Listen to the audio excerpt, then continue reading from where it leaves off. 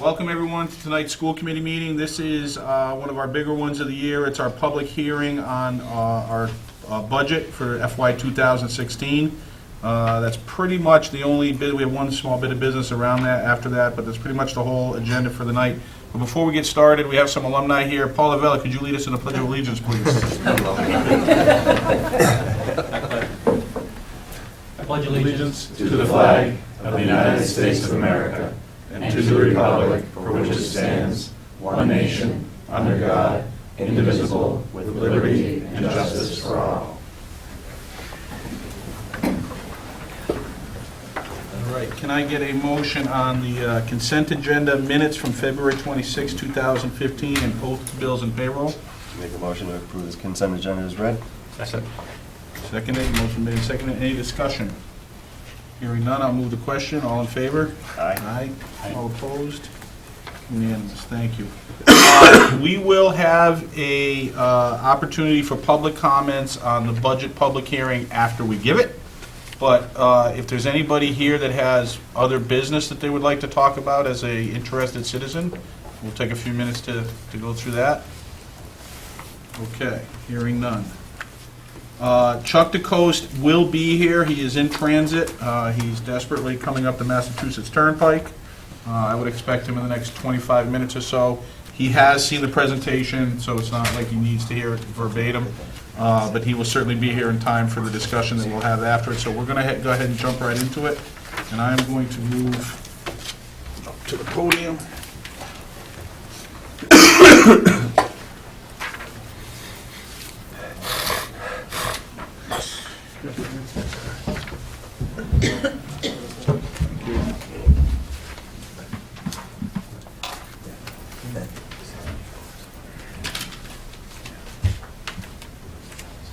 All right, so we're going to start our proposed FY 2016 budget hearing.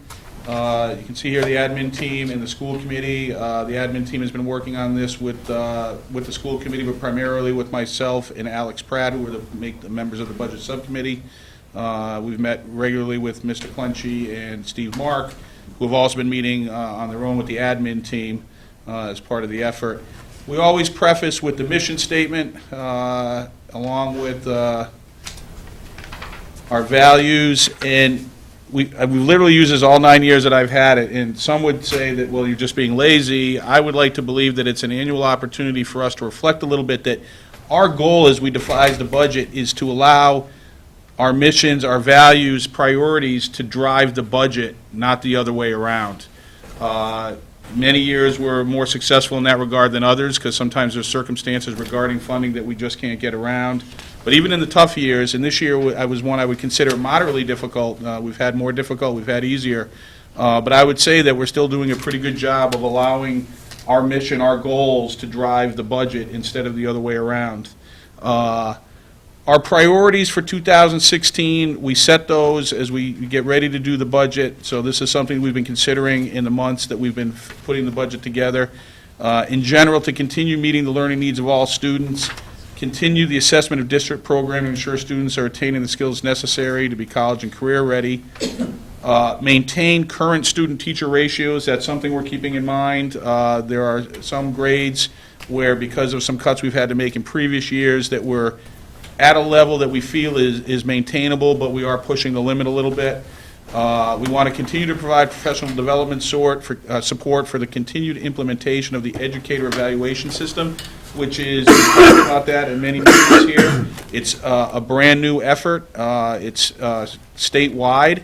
We're excited about it. We think it offers a terrific opportunity to increase the quality of education and allows a terrific opportunity for our teachers to improve professionally, but we do need to support that effort, both in terms of software and systems that we put in place, but also in terms of if we do identify areas of development for particular teachers or groups of teachers, we need to be able to support that. We also want to support our actualization of Vision 2020. We continue to evaluate how we go about our business in the district, and Vision 2020 is one of our efforts to articulate what we think the best way of going about that is.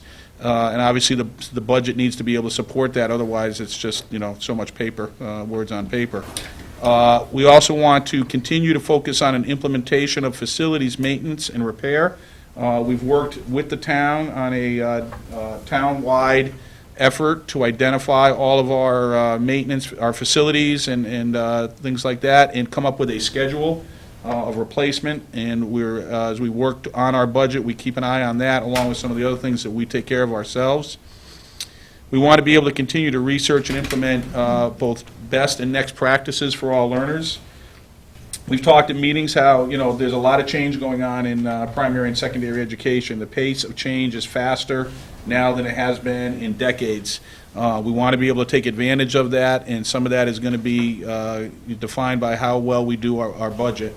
And we want to obviously continue to evaluate staffing needs required to support IEP team meeting structures for our students that are on individual education plans, and also to be able to identify the best way to go about that in terms of providing service in a cost-effective manner. We want to respond to recommendations from the DESE Coordinated Program Review. We've talked about that. We'll talk about that in more detail because that is a budget item that will affect the budget this year. We're looking to expand our partnership with Code.org to offer an AP Computer Science course. We feel that that's important, again, towards the idea of helping our students prepare for the current climate that they're going to go out into. We do have significant technology initiatives that we're trying to deal with both on a capital and an operational budget basis. Implementation of site-based technology plans, purchase of hardware software that aligns with standards, expanded use of the Aspen Student Information System that's used by the middle school and high school students, parents, and teachers that helps give a more interactive day-by-day measure of assignments and completion of assignments and progress in terms of how the students are doing. Expanded use of technology to enhance homeschool communication and exploration of computer-based assessments as we get more and more involved in using data to drive instruction. We also have talked at many meetings about the identification and implementation of district-determined measures. Again, a new effort across the Commonwealth that is affecting our district. We hope it will be positive, but it does have impact on the budget. Implementation of Common Core standards with aligned curriculum materials. We need to be able to, if we're going to teach to whether it's the Common Core or MCAS or anything along those lines, we need to make sure that we have the right curriculum materials in place for our students and staff to take advantage of that. Continued development of a 5-year programmatic review cycle, again, trying to stay current with the best opportunities for our kids in terms of the different curriculum that we have and the materials that we have to support those. And a continuation of a bring-your-own-device approach to technology at the middle school and high school. It's one thing to say we expect them to bring their own devices. It's another thing to have the infrastructure in place to allow them, for that to be meaningful to them when they bring those devices in to the buildings. We always like to just quickly go through the cost centers. The cost centers now, what are we in, like the third year of using this cost center structure?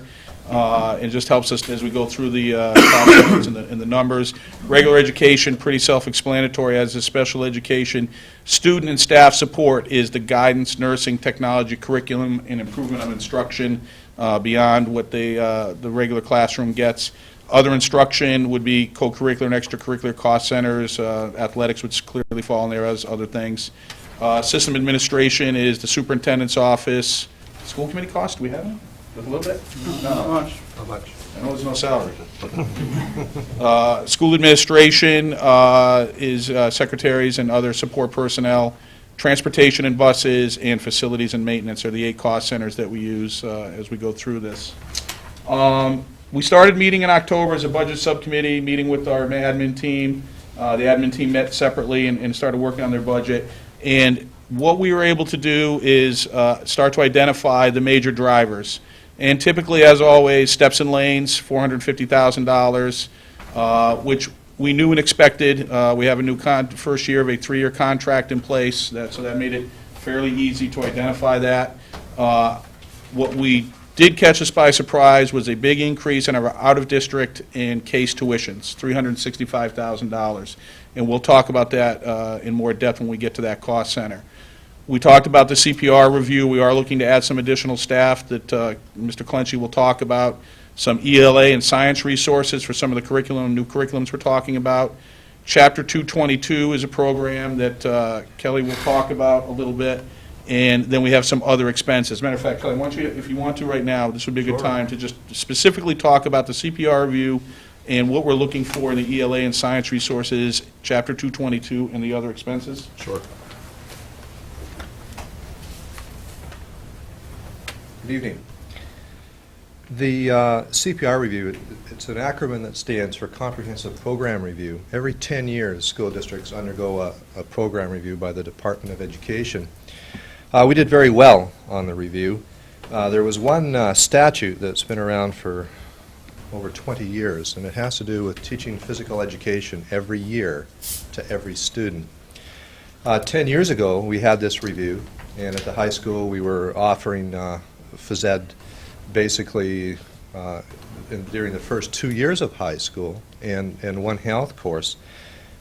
During that time, when they did the review, they didn't say anything and passed through it, although the law was there. Many districts were in that same spot, but when they did the review this time, they pointed out to us that we should be offering phys ed every year of high school. So as a result of that, we brainstormed and figured out ways we could do this in a meaningful way, and we developed an alternate credit strategy where students can apply to use the time that they spend in co-curricular athletics as part of that credit. But in order for that program to work, we still have to make phys ed available every grade at high school. If we didn't do that, we couldn't charge students fees if they were going to use that athletic event for credit. So we were able to do that. As a result of that, the cost is actually probably about a third of what it would have been if we wouldn't have been creative in that area. And we're not the first ones to do this. There are a few other school districts throughout the Commonwealth that have done this. You're going to find as they undergo their CPR review, they're going to be looking for ways to deal with this exact situation that we've just finished. The ELA and science resources of $50,000, our district, for a variety of reasons, basically the economy. The last time we reviewed K-5 ELA was in the mid-2000s. And we have Common Core standards that came out 2010, around 2010. And the resources that we're using currently do not align with the new standards. But I don't want you to be alarmed, because our teachers have done a wonderful job of pulling resources to ensure that our students are receiving the appropriate instruction to cover the standards. But when we look at this as a district, first of all, we want a consistent framework for a resource that uses a common language, which makes sense. We also want to ensure that our teachers, when they're teaching, are balanced in what they have to do. There are basically three components of teaching, and this is very simplistic. It's far more complex than that. But teachers prepare a curriculum, they develop instructional pedagogy, and they develop assessment strategies. And those three dimensions need to be balanced. Right now in ELA K-5, there's a bit of a disbalance because teachers are scrambling, consistently trying to find resources that match the new curricular standards. One of the major changes in ELA is the injection of nonfiction reading and critical analysis. Prior to the change in the Common Core, more of the reading that our students did K-5 was in the fiction area. So this will provide a framework. It's not going to be the only resource that they use, but we'll have a common language, and from there they can expand from those resources. Science resources, we've been reviewing middle school science for the last 2 years, and there will be new standards, national standards, coming down for science. We are currently getting ready to pilot an online resource, which is quite exciting. It's the first resource that we've found that you don't have to buy a paper textbook with it. So we're cutting edge in this area, and some of that $50,000 will be used to help support the purchase of the pilot materials.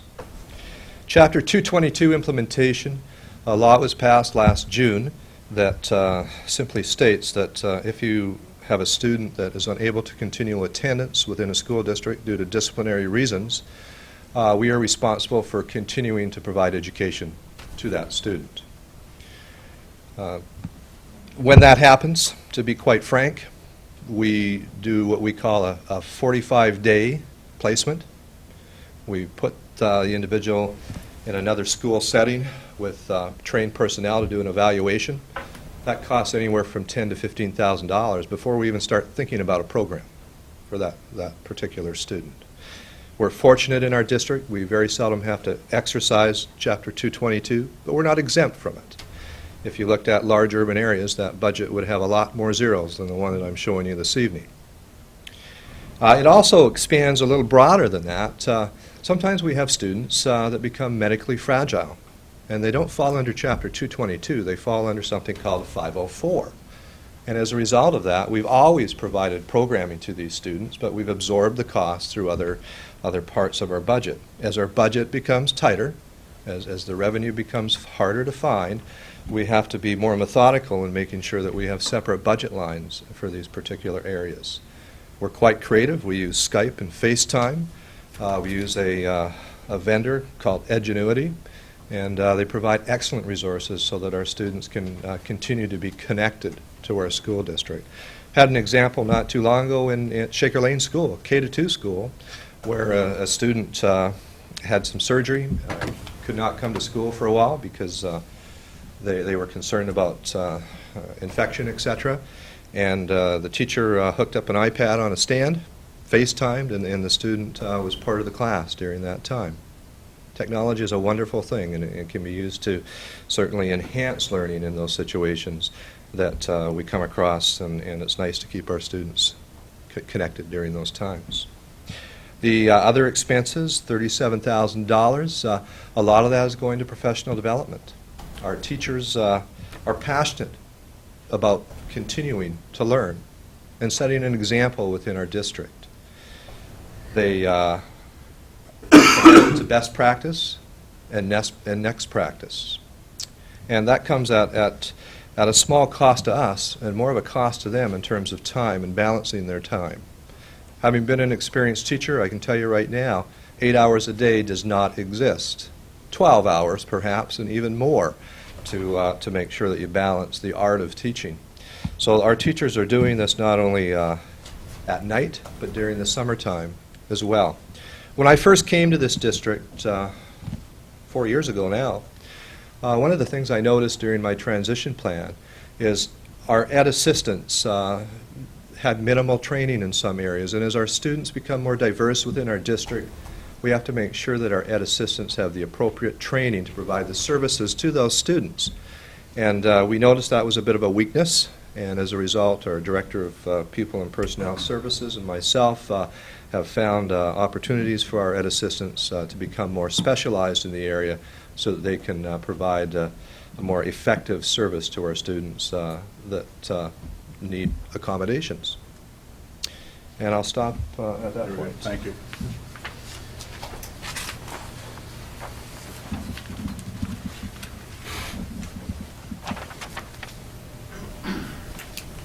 In November, the Finance Committee and the Board of Selectmen have I call it the Budget Summit. I don't know if that's what they call it, but I call it the Budget Summit here in this room on a Saturday where all the various department heads come in and put down for the first time what their budget requests are.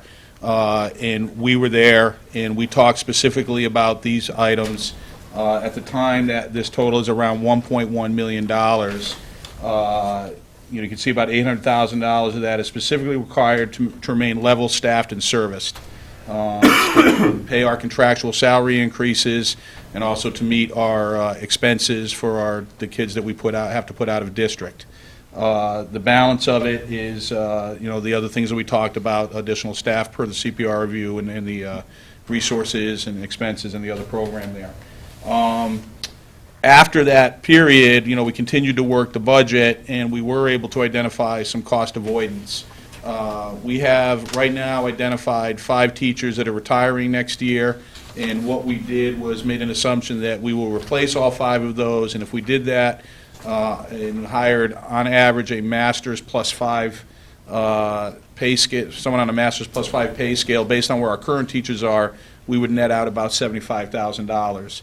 That doesn't mean we're going to hire M5s for each position. We'll evaluate. We'll leave that up to the principals and the superintendent. They will obviously take the best candidate they can find, albeit with an eye towards the budget. But we have used this type of analysis in the past, and it has helped us out. Our transportation expenses are zero. We are in the middle of contracts. We didn't have to renegotiate, so that's level. Unfortunately, We don't get a break when fuel costs go down. We only pay when they go up over a certain level. So we didn't have to pay extra, but we don't get a break on that either, no matter what we get to do personally at the gas pump. We were able to identify some reductions in maintenance expenses, primarily through the negotiation of new contracts on HVAC and other types of systems. Based on the market right now out there, we have about $37,000 less than we had to pay last year for those types of costs. And then, once again, we have basically level-funded expenses within the school buildings, within Shaker Lane, Russell Street, the middle school, and the high school. This is a unfortunately recurring theme year by year. There's no other organization that would be able to survive, much less thrive, if you choked off their expenses year by year and said you have to do the same or more with the same amount of money. It just simply doesn't work that way.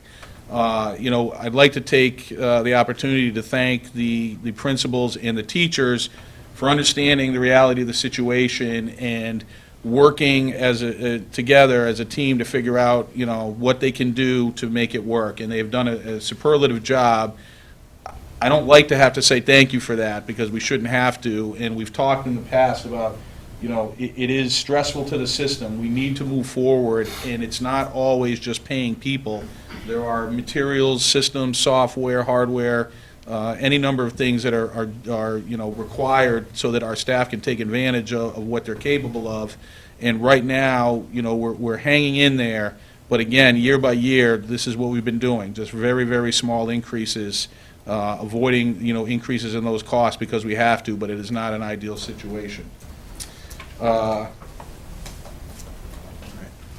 So after doing all that work and meeting with the Board of Selectmen and the FinCom, what we've identified is a total increase of $942,797, about 5.4% from last year. The number down, you can see for last year, $17,450,000 is a combination of a $16.7 million appropriation from the town and $750,000 in spending out of our revolving funds. This year, what we need to do to meet all of the things that we showed on the previous slides will result in an increase of about $500,000 in salaries and close to a little over $400,000 in expenses, primarily those out-of-district increases in tuition. And you can see that the salaries are about 4.1% and expenses are double that at 8.6% because of the expense increase. When we take a look at that by cost center, you can see that regular education is up about 5.6%, special education up 7.6%, student and staff support is up $100,000, about 3.3%. Those are the biggest drivers. The other cost centers, other instruction, system administration, school administration, transportation, facilities and maintenance are much more flat, obviously in terms of absolute dollars and even by percentage, with some small reductions in basic level spending in other instruction and transportation. But the top three are the biggest drivers. Student and staff support is a $100,000 increase, and we'll see that when we get to that cost center. It's not as much dollars. It is a big percentage increase, but the biggest dollars, obviously, as we stated, were in regular education and special education, as they have been year by year. So when we take a look at the regular education cost center, you can see this broken down by the buildings. Shaker Lane salaries up 4.2%, expenses effectively level. Russell Street salaries up about 3.6%. A little bit of an increase in terms of percentage, but not very much in dollars for expenses. Middle school salaries are up about 3.4%. Expenses down a little bit. The high school salaries are a little bit of a bump there. That's $200,000 or 10.5%, which is significantly larger than the other salary line items for this cost center. That is the additional staff for the meeting the CPR requirement that we talked about earlier. So half of that is just that additional spending. If we take that out, then their increase on a percentage basis would be more in line with the other buildings. Degree change is just a line item in case teachers change their degree, go up from a master's to another level. That would create what we call a lane change in their salary structure, and we just have that budgeted there year by year to handle that if it does occur. Total salaries are up 5.7%, expenses very flat in terms of dollars, and overall we're up about $374,000, or about 5.6% in regular education. For special education, you can see that our salaries are quite flat, and the biggest driver is expenses. What it is the out-of-district tuitions are up $362,000. So effectively, our other expenses beyond out-of-district placements are very flat as well. What's happening with the out-of-district placements is a couple of things. One is we had several students where we had shared costs with other districts, and because of circumstances, that's gone away, and now we're bearing the entire cost for those students. In addition, the Case Collaborative, we talked last year, they changed the timing of the way that they bill us. They used to bill us in arrears. Now they don't. They bill us in real time. We were able to navigate that last year. But they've also changed the way they go about billing altogether. They used to kind of do it on a sliding scale basis. Now they actually measure out what services are provided to each student, and we're effectively billed for each of the students and the services that they provide. Last year, we had a reserve over at Case. It was their reserve, it's not our reserve, but money that we had paid to them that went into a reserve fund that smoothed that out a little bit, but this year we don't have that. So that's causing an increase in our expenses. And then some of our out-of-district vendors, their tuitions just have gone up, which is not uncommon. But adding all those things together, we do see a very large increase, $390,000. We've talked here that we've actually realized those increases during this year. Some of these things have already happened, and we've had to absorb them into our budget for FY 2015, which we've been able to do through the use of our revolving funds. So it hasn't had an impact in terms of us requiring more funding from the town. But we do need, now that we have those costs and we realize that they're there, we have to absorb them back into our operating budget. And it's a large number for a one-year jump, and we're trying to manage that as best we can. Student and staff support, you can see here that salaries are up about 5.5%, a fairly big jump percentage-wise in the student and staff support expenses. That is the $50,000 in curriculum materials that we talked about earlier. That goes into this cost center and causes a little bit of an increase there in terms of percentage, for a total increase of about $100,000. Other instruction, we are just very flat here with salaries and basically level funded this cost center. System administration, again, you can see the salary increase on a percentage basis is in line with the other cost centers. This is not a very big cost center in terms of the number of people there, that's why the numbers are a little bit smaller. School administration salaries are up slightly, about 2.4%. Transportation, as we talked about, we've level funded because we're in the middle of contracts, so we don't have to deal with that. Facilities and maintenance, this is where we talked about we were able to realize some reduction, about $37,000 due to bids on some of our contracts and some reduction in certain utility services. We also have been taking advantage of our energy savings program, which has resulted in big cost avoidance over the 9 years now since I've been on the committee. Which, we don't reflect directly dollar for dollar in here, but it does help. So given all of that, this is where we're at in terms of budget and funding, moving from FY 2015 to FY 2016. As I said, last year we had an appropriation of $16.7 million, and we used $750,000 revolving funds, and we voted a total budget last year of $17,450,000. We've identified $942,000 in increases for a projected FY 2016 budget of $18,392,797. We are projecting that we will get $700,000 in circuit breaker reimbursement. We will spend it all as we get it. So that will take the remaining budget amount after we use all our circuit breaker down to $17,692,000, almost $993,000. What we are looking for as a budgeting model, a projected appropriation from the town that we've been working with them negotiating, is a $550,000 increase from last year, which would be $17,250,000 for a budget appropriation for 2016, which leaves us remaining funding required to meet the number that we have up there right now of $442,797.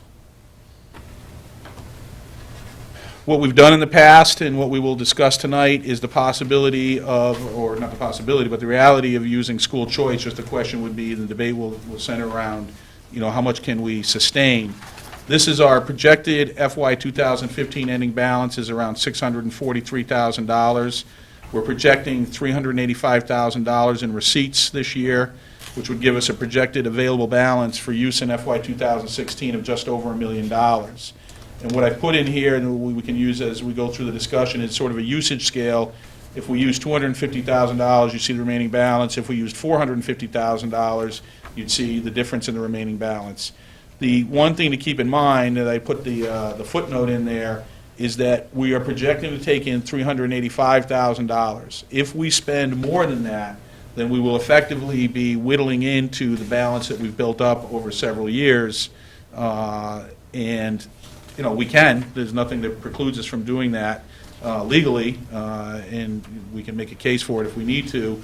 However, we have, in the past, the goal of the Finance Committee, the Board of Selectmen, and the School Committee was to leave a balance in there to meet unexpected expenditures in a fiscal year, this year being a terrific example of why that is a good policy. We had significant unexpected expenditures, but we were able to meet them because we had this money in reserve. So how much we spend out of school choice can affect our flexibility in other ways, and we just need to be cognizant of that.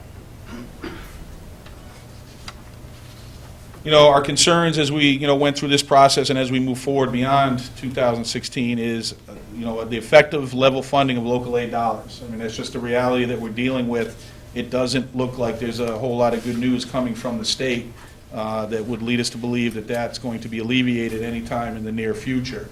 But right now, we're level funded year by year for the most part. It's only some tens of thousands of dollars typically that are coming in an increase, and it's really not helping us meet our needs when our expenses outstrip our levy increase.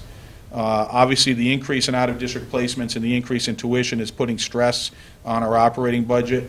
We continue to evaluate the new development and housing growth and what its impact on classroom space, transportation, and sped would be, specifically the Great Road Village Green project, which is coming online this year, but there are also a couple of larger subdevelopments that we're keeping an eye on as well. We've already talked a little bit, and we'll continue to talk more this evening on our continuing reliance on our revolving funds. And we also are concerned about our non-contractual salaries not keeping pace with market trends. In Littleton, we feel, is a very attractive place to work. It's a great community. It's a great district. The kids are great. I think the size attracts a lot of people. You get to know everybody. You can have a significant impact and a measurable impact on kids. But at the same time, people have to work for a living and they have to pay their bills and take care of their families. And what we're worried about is that if we can't continue to pay a competitive salary, that the benefits of working in Littleton in terms of quality of life and quality of profession are going to be outweighed by the simple fact that they can go make more money other places.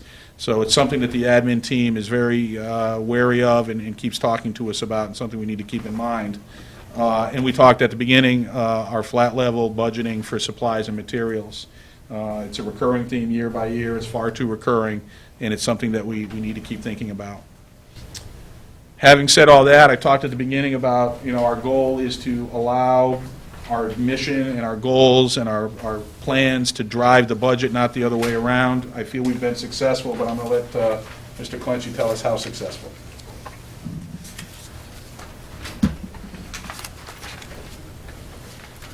Thanks, Mike. We do a far more robust presentation throughout the school year related to school improvement plans and our Vision 2020 plan. So this is just a very brief overview for this evening. Everything we do within our district is tied within our Vision 2020 plan, and our vision has 5 major strands, and you'll see the accomplishments are categorized under those 5 major strands. Our job as educators is to make sure that our students have the necessary skill sets to be successful as they continue their educational journeys. We're not a static organization, and we don't like to be followers. We want to be leaders. We want to be paving the way. And during the last few years, we have seen a number of our educators present at not only state conferences, but international conferences.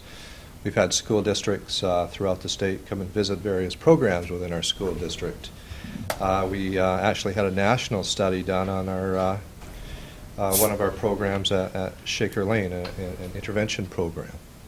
So we're certainly moving forward in a fashion that we want to. When we look at our elementary schools, under curriculum instruction and assessment, we adopted a new version of everyday math. Math is always that mystery, the old math and the new math, so to speak. It's all math, but there are very different approaches to teaching math. One thing we've done is certainly move more into a kinesthetic approach to learning, or a project-based approach, or interdisciplinary approach to learning within our elementary years. We're piloting this year our Journeys Common Core for ELA, K-5, and that's the program that I was talking about earlier on this evening. Wonderful reviews from our staff. We don't just go out and buy resources. We sit down and design a study, and we research, and then we pilot within our school district before we jump into any new program. So we're very methodical, and it pays off many times because no school district has the luxury of buying new resources every 2 years. But having said that, in my opinion, every district should have a programmatic review cycle every 5 years. And when you look at our student population, at even $100 a student a year, it's $160,000 a year. We're not putting in nearly, well, putting in hopefully $50,000, $60,000 this year, but for many years we were putting in minimal dollars. And the stimulus funding back in 2010, so to speak, was an opportunity for the school district to put some money into resources, so it has helped out. But we have 42 different classes in every grade a day. It's a lot of classes when you take a look at 13 grades within our school district.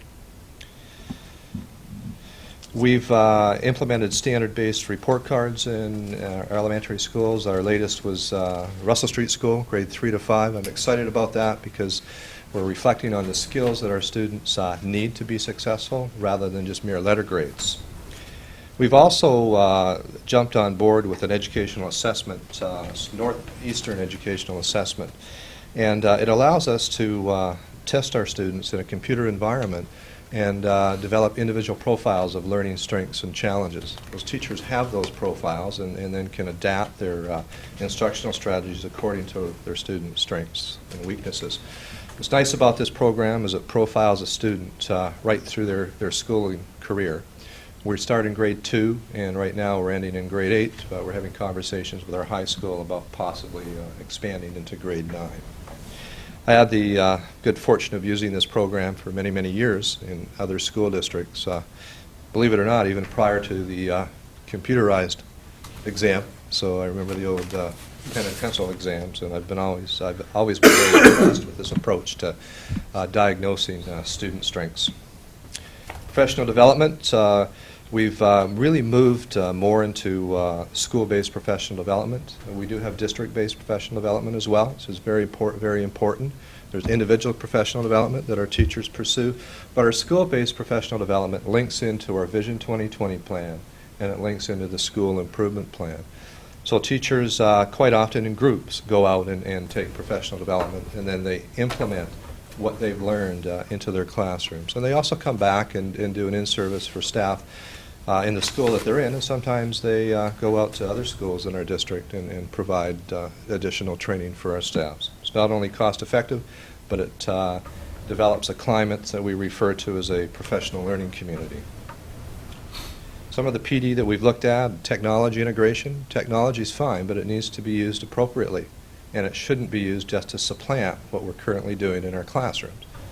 And supplanting would simply mean you used to use an overhead projector. You put a computer in your classroom and you hook it up to Apple TV. That's supplanting. We want to go beyond supplanting, and we've been very successful at doing that. Using data to meet the needs of diverse learners. We have lots of data in our district, and we use it in a meaningful way to help our students move forward. Having data is both a blessing and a curse, because you have to figure out how to organize it, keep it current, and make it useful. So we need software programs, and we are developing software programs that allow us to do that. Development of district-determined measures. The new educator evaluation system requires that all staff have district-determined measures, and what that means is in a 2-year cycle, when they're evaluated, they are required to show that through a test that they've created or a standardized test, 2 measures, that student learning has moved forward in an appropriate fashion. What we've done is we've developed benchmarks that are aligned with the Northwestern Educational Assessment in terms of growth benchmarks, so we're very consistent in our district. This is new throughout the nation, and some states aren't doing this, but Massachusetts is. And as a district, we feel that if we do it right and we work with our teachers and work in partnership to provide better opportunities for student learning, it'll be a win-win situation. And to this date, I'm very pleased with our progress in that area. We also spent some time this summer and during the first day back talking about growth mindset. I'm not sure if you're familiar with Carol Dweck, but she's an author of Mindset, and in simplistic terms, it simply means making sure that the climates you have in your school district and schools and classrooms help develop a positive student identity. So when you're teaching a student, you do everything humanly possible to develop a passion and empower them to have a love of learning. Assessment strategies are an interesting component. We certainly have lots of discussions in that area. Are zeros practical? Do zeros inspire students to become better, or do they initiate failure?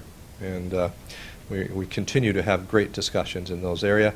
The discussion, an example, has ended up in a homework policy at the middle school, and we're looking forward to seeing something at the high school as we go down the road as well.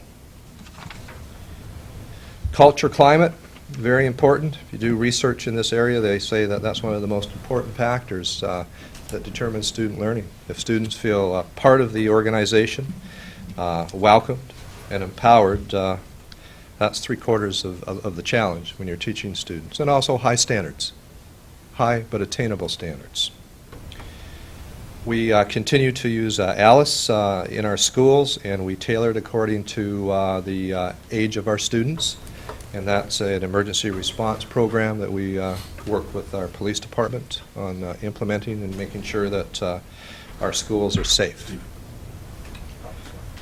Continued implementation of what we call the responsive classroom at Russell Street School. It's a character education program. It deals with a variety of topics, citizenship, empathy building, things like that. It's called a soft curriculum or an implicit curriculum, but folks, it's as important as an explicit curriculum. It's important as learning math.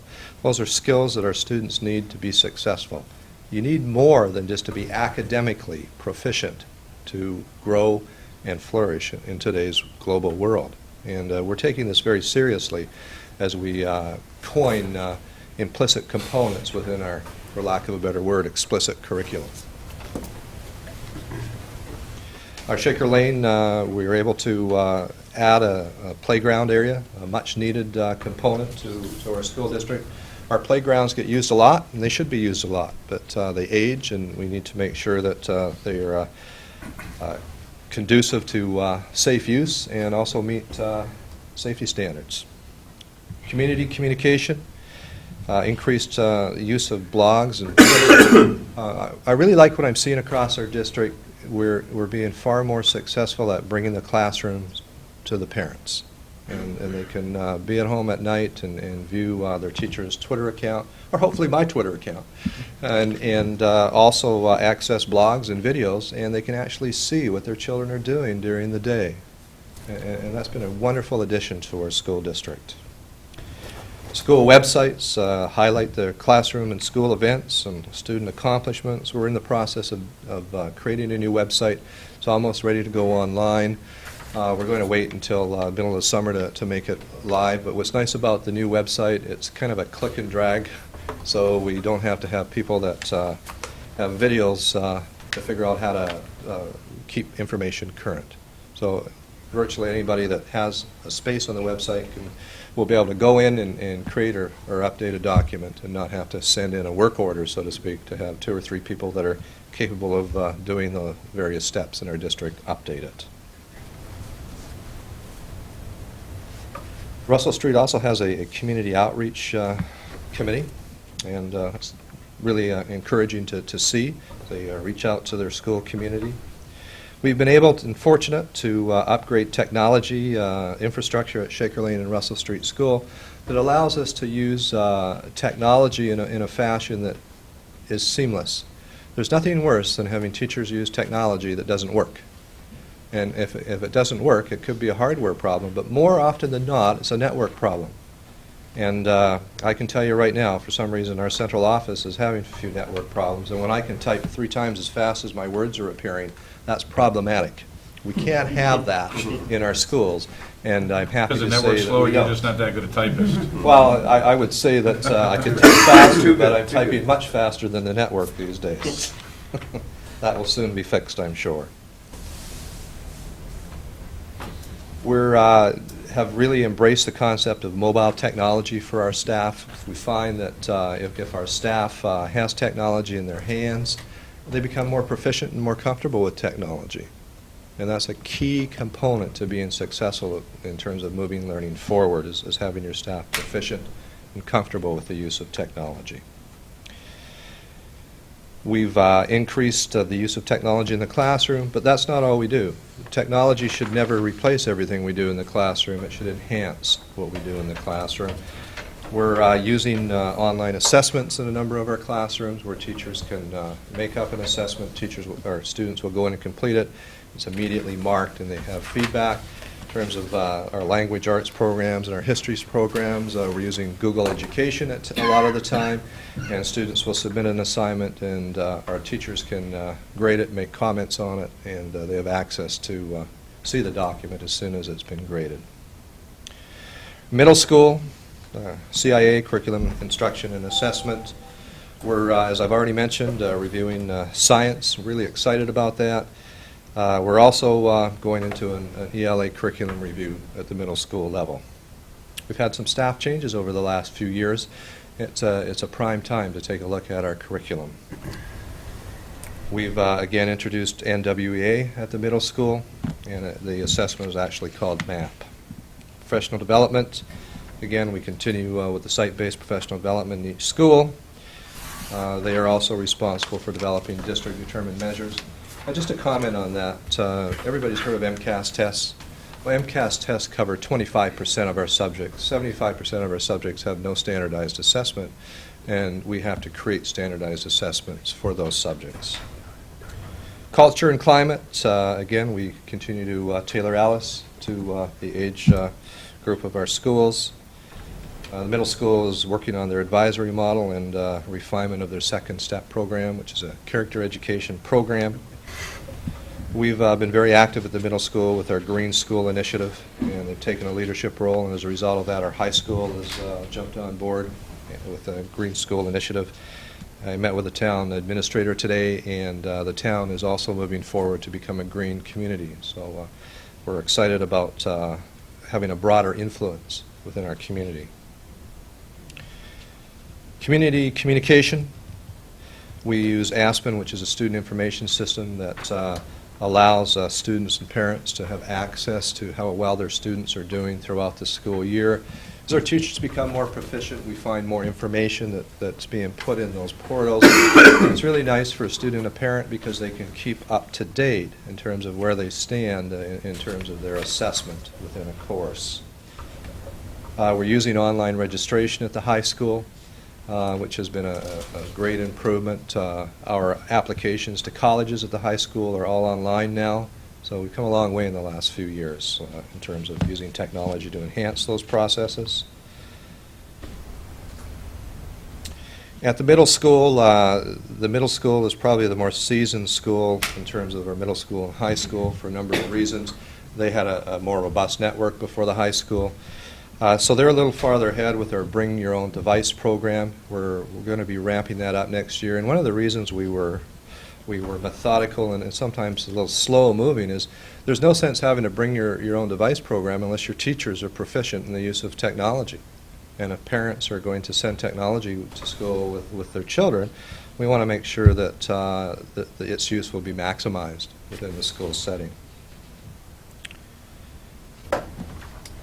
We're also using flipped classrooms and blended learning classrooms. A blended learning classroom has an online component and also a traditional instructional component. Flipped classrooms, interesting. It has its place, but you don't want to overdo it. If we did, our students would be doing much more homework at night. Actually, they'd be listening to lectures and not doing homework, but it would cause somewhat of a disbalance if we overused it. High school accomplishments, curriculum instruction and assessment. We introduced a computer science course offered by Code.org. Many schools throughout our nation are going more into computer programming. We integrated a science course at the grade 9 level using flipped classroom pedagogy. And we also use flipped classrooms in biology courses. We've expanded and revised our AP coursework in French, English, literature, Spanish, physics, and U.S. history. And again, I spoke earlier this evening about the alternative credit option that we've started this semester. Professional development. Again, we have site-based, school-based, more correctly, professional development councils. And our high schools are obviously working on district-determined measures. They actually smile when I talk to them about that now. And it was a big change for our staff to be put in that type of accountability arena.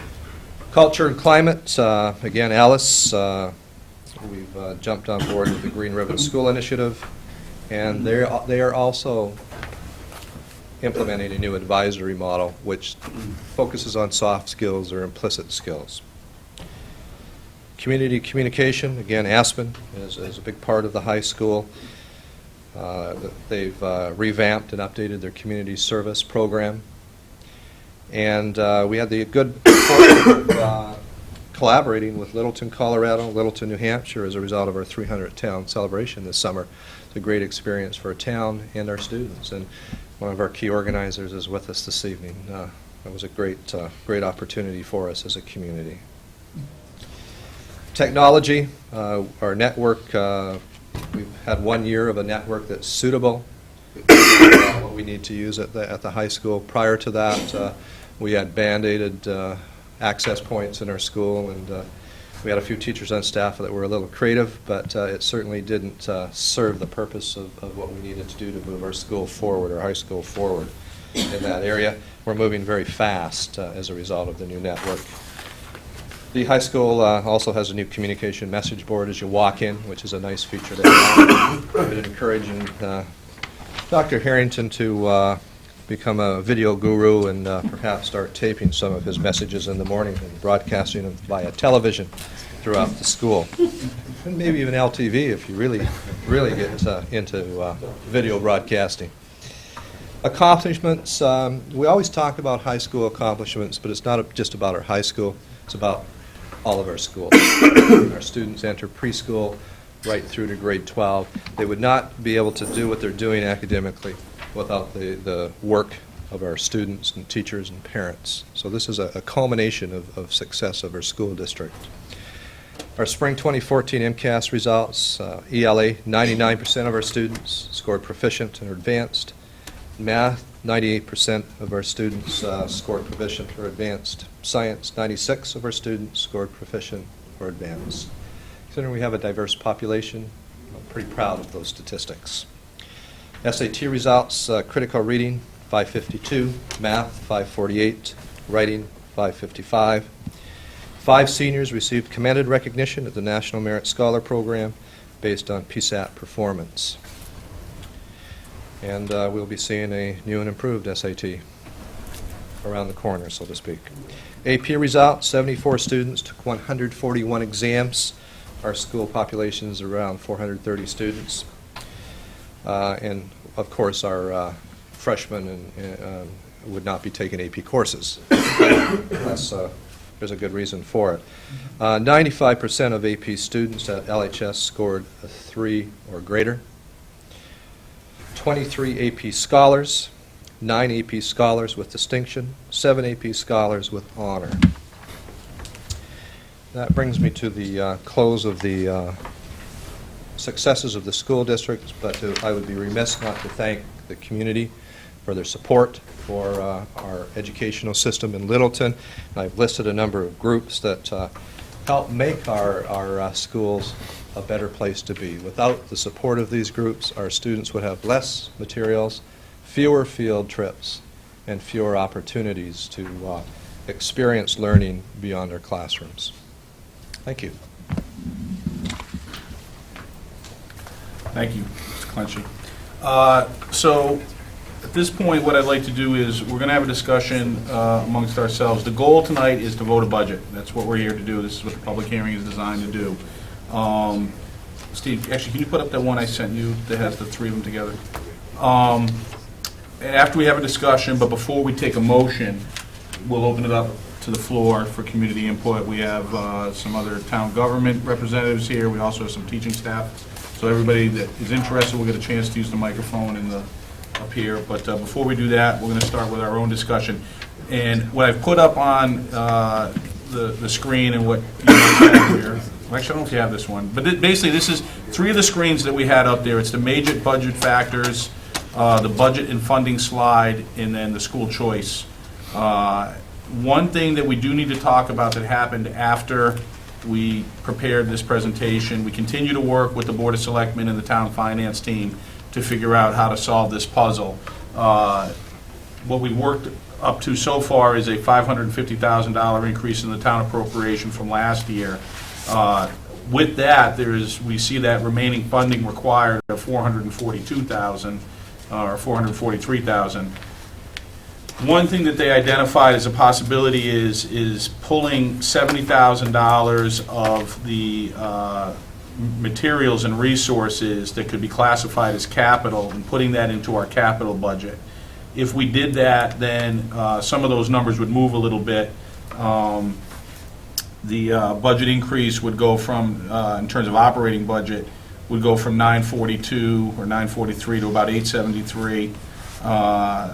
And then the remaining funding required would be about $371,000. They need to vote on that. The FinCom and the Board of Selectmen, it occurred during discussion between Kelly and Steve Mark, our admin team, and Bonnie Holston and Keith Bergman on the town side, and it just occurred late this afternoon. So the Board of Selectmen and the FinCom are trying to get together next week to debate it. So until they can debate it and vote it, we can't assume that it's going to happen, but we can talk about it. Or we can assume it's going to happen, but we can't vote it as if it has happened, I guess is a better way to phrase it. So what I'd like to do now, given that we have that information, is talk a little bit about, get the input from the rest of you on the presentation, the budget, the numbers, and what we think we can do. And what we think a good strategy is. Obviously, with some remaining funding required, the options that we can talk about would be to use school choice, which we have year in and year out. So it's not like that's new ground. The question, I think, really is not whether to use it, it's to what extent to use it. I try to show there that there is an impact based on how much we use relative to maintaining a reserve in there versus cutting into the balance that's been built up over the years. The other option, or another option, would be to reduce the spending level based on the items that we've gone over tonight. And then, of course, we're going to continue to talk to the town. We've had some very in-depth discussions with them.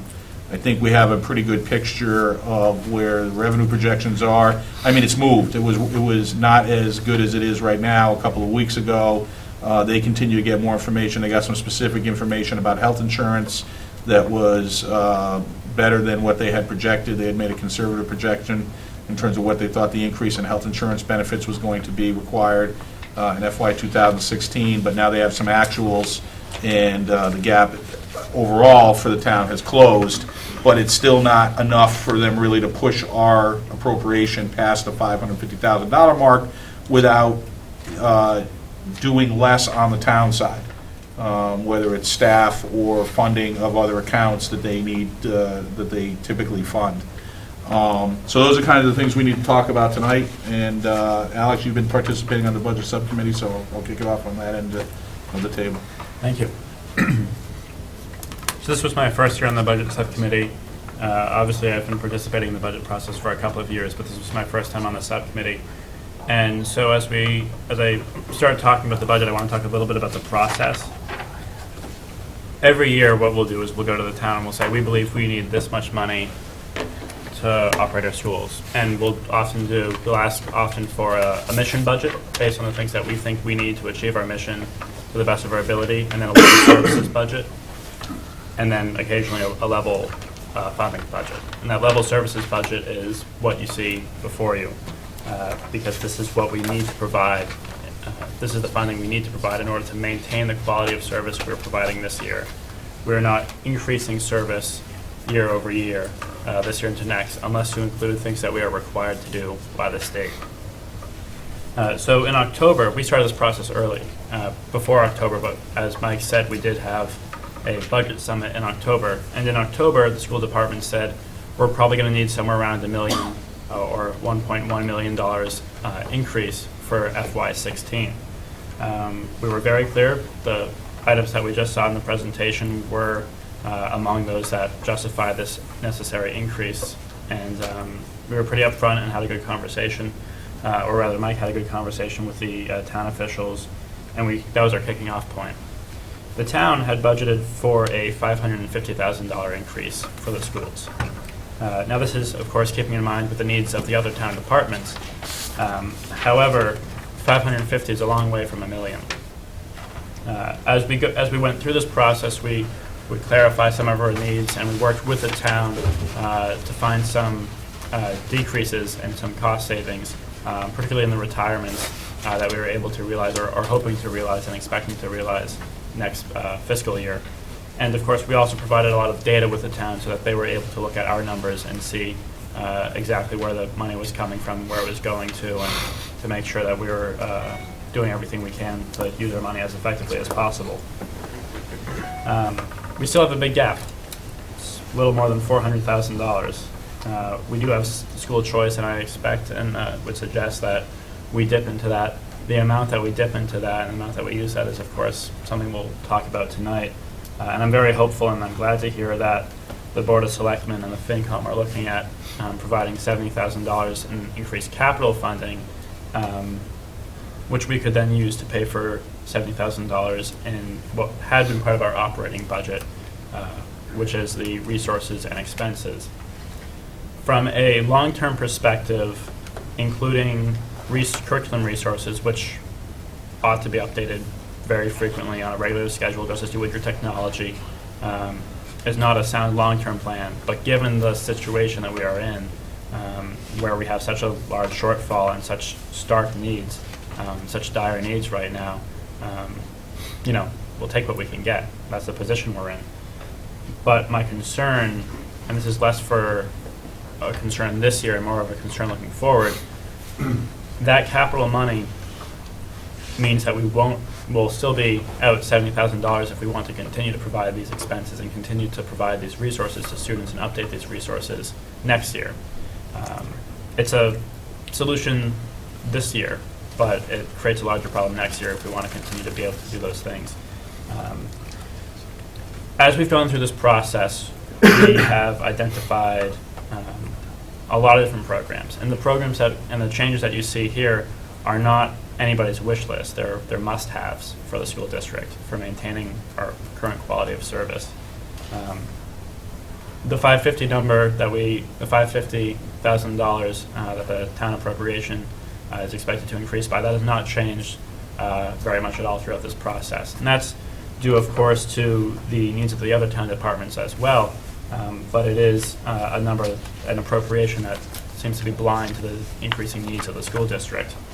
This year, I think we can do it. I think we're in a position this year where hopefully we won't have as much risk next fiscal year as we have this fiscal year, and we'll be able to make sure that we can use those reserves and those revolving funds to the best of our ability. However, it does invite risk down the road, and I think that's something that we need to be cognizant of and make sure that the other boards are cognizant of, and I think they are. That the more we dip into our school choice funding, the more liable we are to have risk in the coming year. And as Mike said, and as Kelly said, we're now required to pay for special ed out-of-district placements in real time, and we have used up that reserve that we had at Case, where we had essentially had some credited funding that we had prepaid that was able to help us this past fiscal year, or this current fiscal year, that will not be there for FY16. So overall, I think that this year we're doing everything we can to maintain the quality of service. My concern is in the years going forward that this isn't sustainable. Eventually, we will need an influx of funding that continues to move us towards our mission. For the last couple of years, we've had level service budgets with occasional exceptions where we've been able to add a school psychologist as recommended by NEASC, which was, of course, a very intensive process. And our teachers and our staff and our administrators have really been using every resource as effectively as possible and stretching every dollar. But after a certain point, that's not sustainable. This past year, we were recognized as a best bang for your buck school district, which is a blessing and a curse. We certainly should applaud ourselves for being able to use that money as effectively as possible. But at the same time, it says there's so much more we could be doing if we have the resources to do it.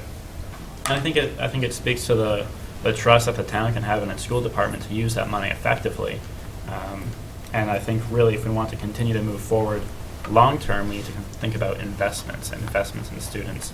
Right now, we're staying level, which in tough fiscal times is no easy feat. But if we want to really grow, we need to start thinking about those investments and talk as a town. And I don't just mean as boards, as a school committee, as a board of selectmen, as the FinCom, but truly as the whole town about how to make that happen. But in terms of what we're doing tonight, I think we've accomplished a lot. This has been a tough budget year. And in order to make sure that next year's is a little easier, I think we need to, in the interim, have a conversation as a community and figure out what we need to do. So we have that $440,000 gap. Some of that, I think, is going to be from choice. Hopefully some of that can come from the Board of Selectmen and the FinCom in terms of that capital expense. It's going to be tough, but it's never been easy. So I think we're going to be able to take it. Thank you, Mike. So this is my first budget that I've been a part of on the school committee, and I'm glad that it's not the budgets that we were dealing with 6-7 years ago. But it worries me a little bit that the economy is doing, by all accounts, fairly well, yet we're still talking about a budget deficit of basically $500,000, and that's kind of concerning. Where in a time where everyone would expect for the school department's budget to be sort of at a peak, we're going to be dipping into school choice funds. That concerns me a little bit. Having said that, I'm appreciative for Mike and Alex and the administration for all the work that you put into this budget. It's certainly not something I could have done my first year, so I'm grateful. I'm confident in the numbers that we see, that due diligence has been given to all this. Like Alex said, I don't know how much credence you can put behind a website article called nerdwallet.com. It doesn't really inspire confidence just by the name. But there is something to say that it is sort of, I said, like a backhanded compliment that this website recognized how Littleton is performing with, such scarce resources. And, that should really be sort of a call to arms to note that we've been doing so well with so little for so long, and there's only, so far that you can go with that type of thing. Kelly, I don't want to rehash everything that he said, but our schools are doing some pretty incredible things, like, beyond just the metrics that were used in that review. I mean, we're doing some pretty incredible things with the code.org and having an AP, computer science course. That's, basically the 21st century vocational skill. That's a pretty important thing that people can use into the future. This agreement that we talked about a couple weeks ago with UMass Lowell, where we may have coming up a dual enrollment program where our high school kids can bang out some college credits in addition to AP courses. I mean, we're doing some pretty incredible things that weren't even recognized in that NerdWallet report. So, you know, I just want to, I guess I'll echo what Alex said, that we do need to think of a way, you know, I know everybody, I feel like it's said every year that there's, you know, a problem with long-term funding for the schools, and every department in the town is fighting for the same dollars. But I think that between, you know, that article that was written and the, you know, the proof that Kelly put forth about our performances, I think that, you know, the town should feel comfortable that the school department is using the funds efficiently and wisely. And so while I support the budget put forth and using some of these school choice funds this year, I think we need to be cautious about going forward and letting that carry forward. Thank you. Next. Still taking notes. I echo with my colleagues. I think, first off, thank you very much for all those that were involved, not just on the school side, but on the FinCom side and Board of Selectmen and the town body and Keith as well. I know a lot of people put a lot of hours in, and like you said, Mike, it started in November, where you guys gave up Saturday to do the summit, and I know I appreciate it, and I think everybody here does. It's you know, it's kind of like doing the budget at home. There's a lot of things that we're trying to get the biggest bang for our buck, and at home there are certain things. You know, the kids need braces, the kids break an arm or a leg. Things have to get taken care of. That happens at your house a lot. That's going to It's a numbers game. It's not hypothetical, you're living it. Playing percentages there, Chuck. We max it out every year. But those are things, I mean, I could let my kids walk around with dangling limbs and whatnot, but there's some things that we're required to do. And you know, some of them are choices that we've made in a direction that we're following, but many of them are you know, beyond our control. And we're having to make tough decisions as a town. You know, we're all having to make tough decisions, and you know, nobody wants to say, you know, we need the money, so on town side, cut this and that in order to enable us to do what we want to do. To echo what Mike said, you know, the thing that keeps coming into my head is proceed with caution. I think you're right. I think if we can get commitment for that $70,000 on the capital side, and we can make up the difference with choice, that'll leave us lower than we have been historically on the choice side, I believe, if I'm seeing your numbers correctly. Like you mentioned in the presentation, it's not something that we're bound to do. It's a policy that we've followed, just like the town side has followed the policy of funding revolving funds, funding capital revolving funds, funding OPEB to a level that has been a historical level. So I think that if we're going to make the choice to use the choice money at that level, my word of caution is proceed with caution. I think we need to be very aware. The dialogue has been open between the school and the town side. We're all on the same team. You know, oftentimes we say the school and the town, and it sounds adversarial, but we are all on the same team. We're all residents of the town. We're all looking for the same thing, you know, to maximize every dollar spent. And I guess if we could get a commitment for that 70,000 capital appropriation, and we would commit to making up the difference using the school choice funds, that would be something that I would support. Well, I think you guys covered quite a bit there. tough going last. No question. But I may want to just touch on a couple of things there, just to make sure, just during the presentation there. We talk about several initiatives that are going to go on at the high school, trying to introduce AP history, AP computer science and stuff. And we're looking at accommodating that by the current staff levels and adjusting the workload and teacher assignments there. So while it's a new initiative, it's not a new staff requirement. Just making sure that I understand it correctly there. And the $100,000 is strictly to respond to the comprehensive review requirements of additional PE courses, and our decision not to decrease the other academic courses in order to shift teaching resources to that. Because otherwise, I think we become too pressed for the coverage of the other academic courses there. I just want to make sure I understand how we made that trade-off there, and that I didn't want to mix the initiatives and the 100K there.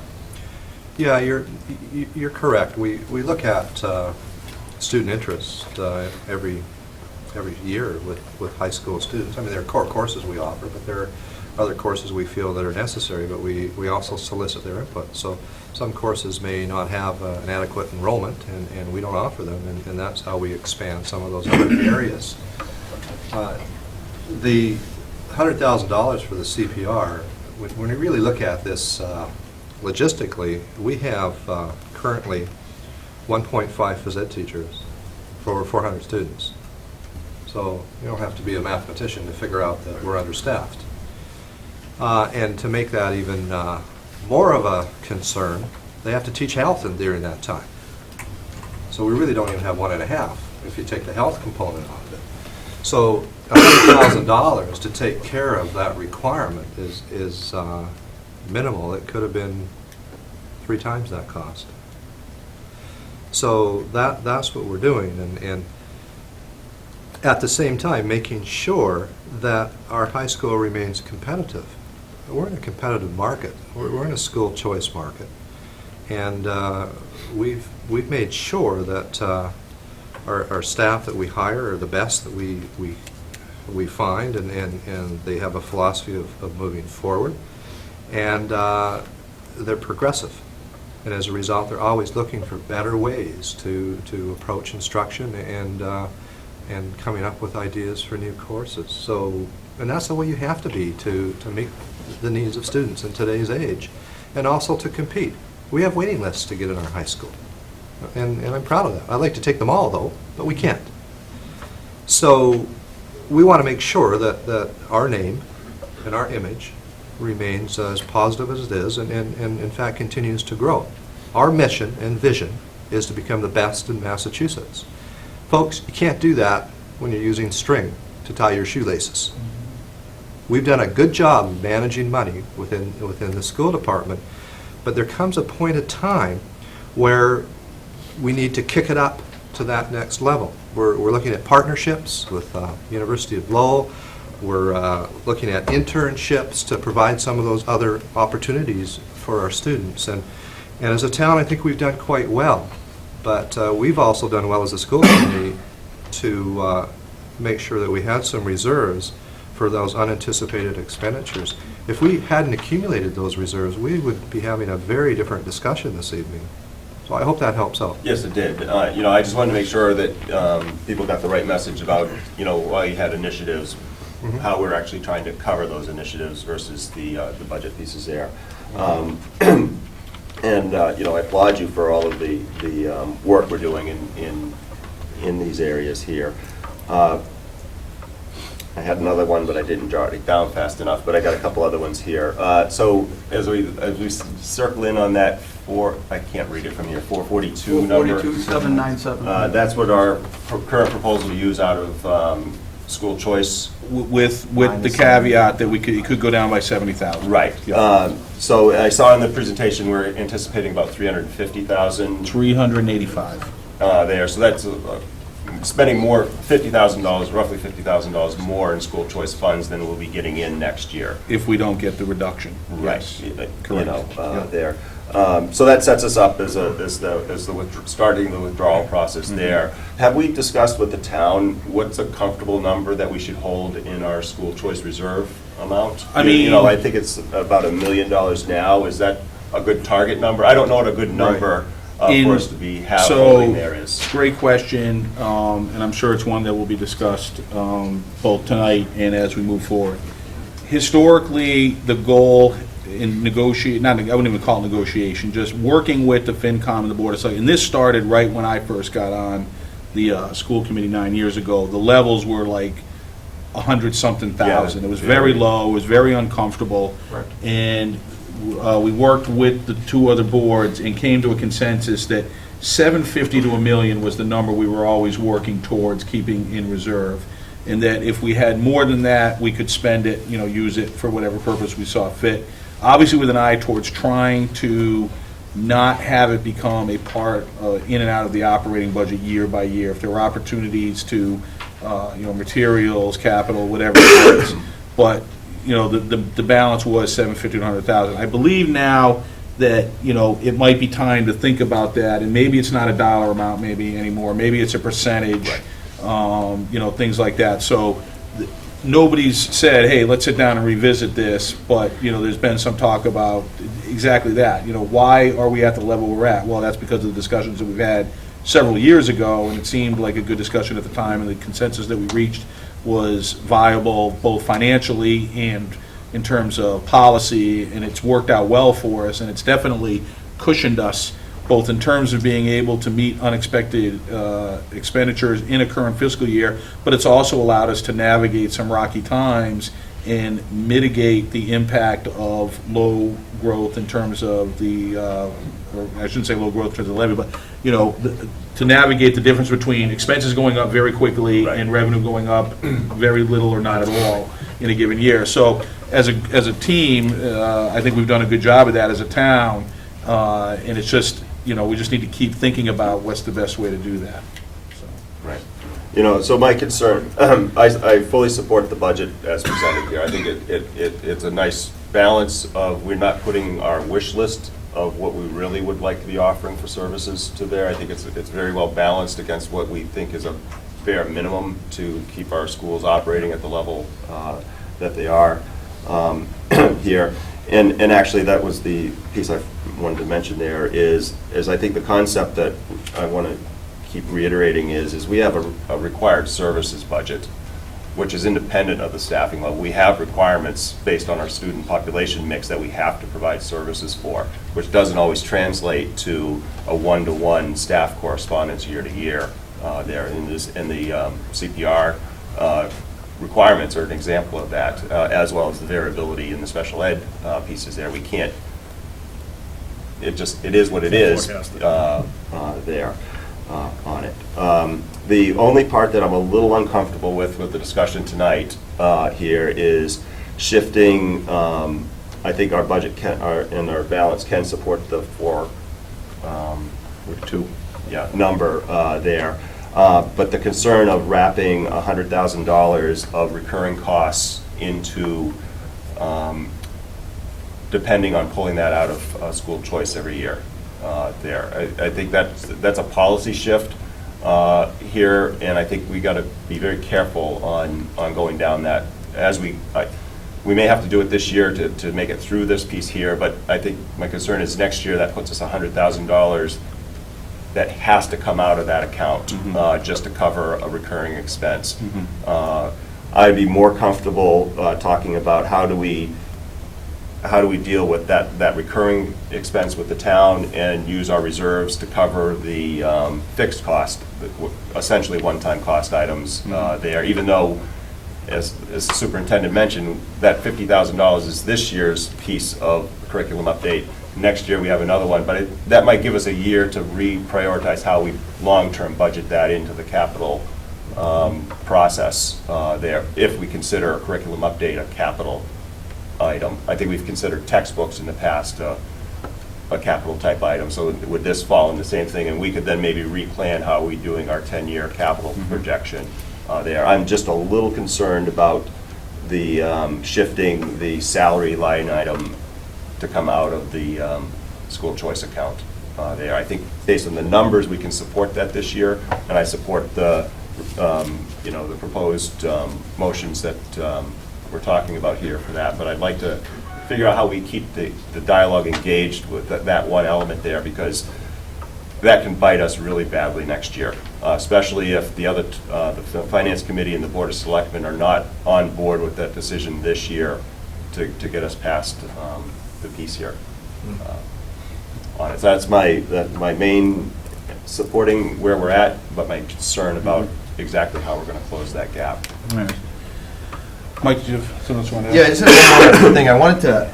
I just wanted to take the opportunity to publicly sort of thank and sort of cheer on our faculty and our administrators as well, because Chuck gave the analogy of it's sort of like analogous to when our family is budgeting for themselves, and the faculty are sort of like when a parent is going through a tough budget, trying to shield their kids from just exactly how tough things are.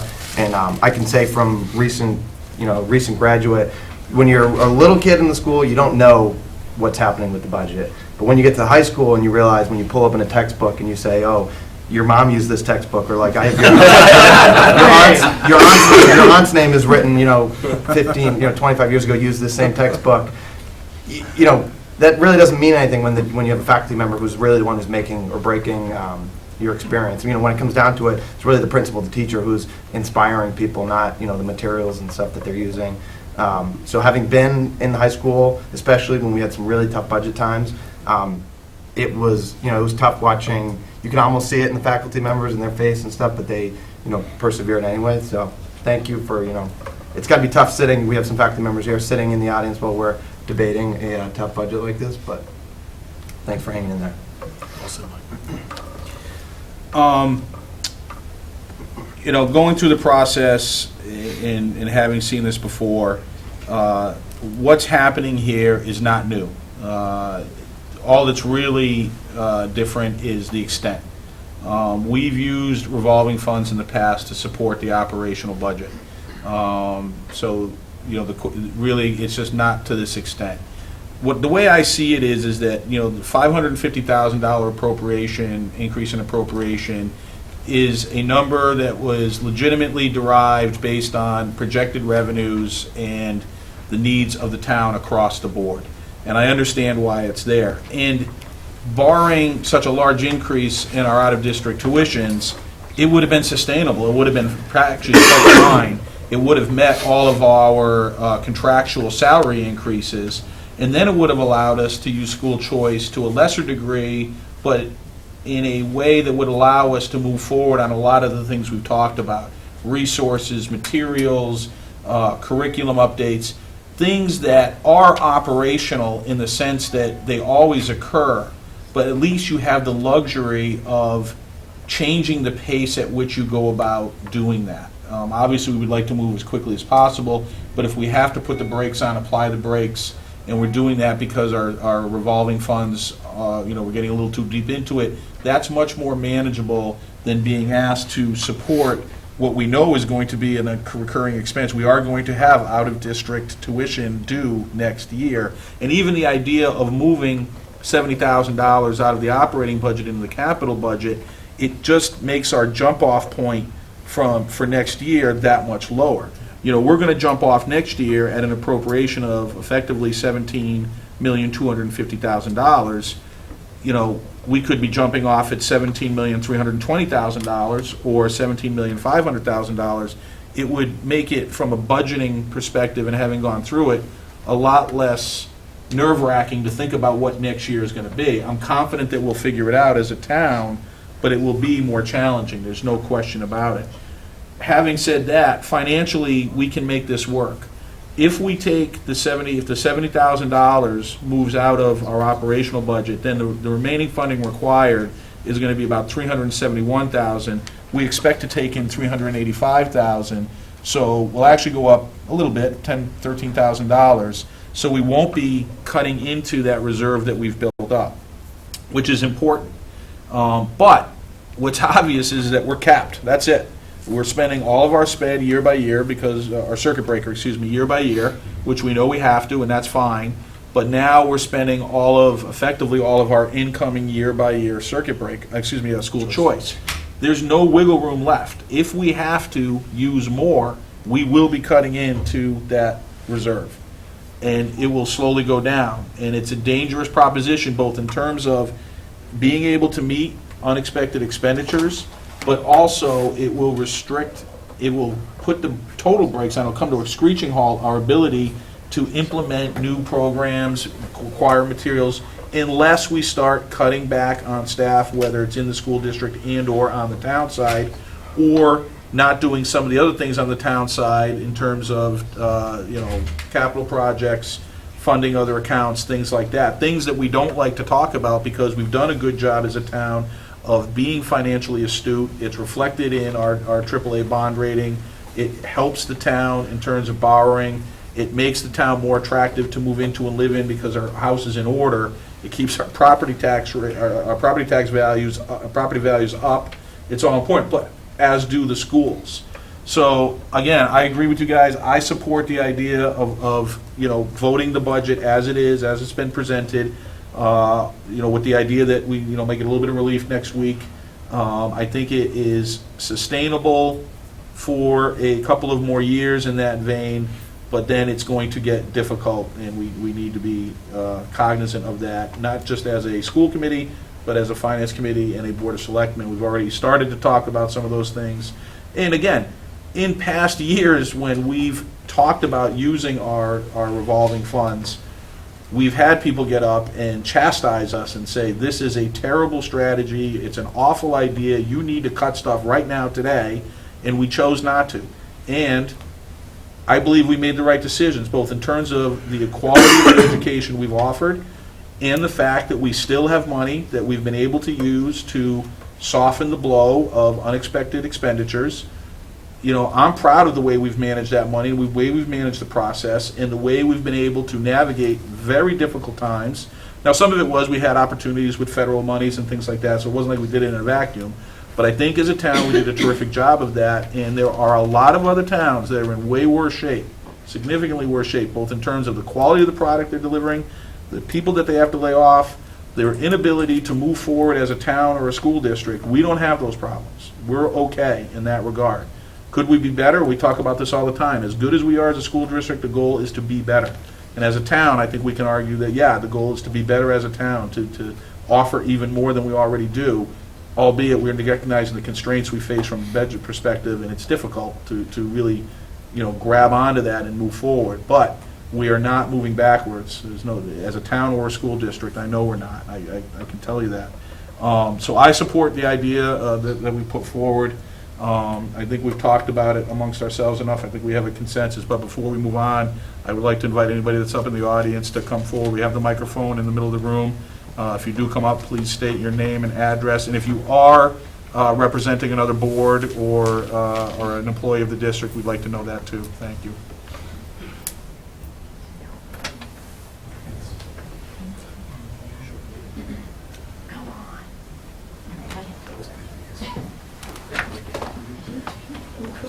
John Lance, Littleton Independent. Okay, so now we're official. Quick question. When renegotiating the transportation, so currently it's flat, what's a typical increase in transportation costs when we finally have a contract?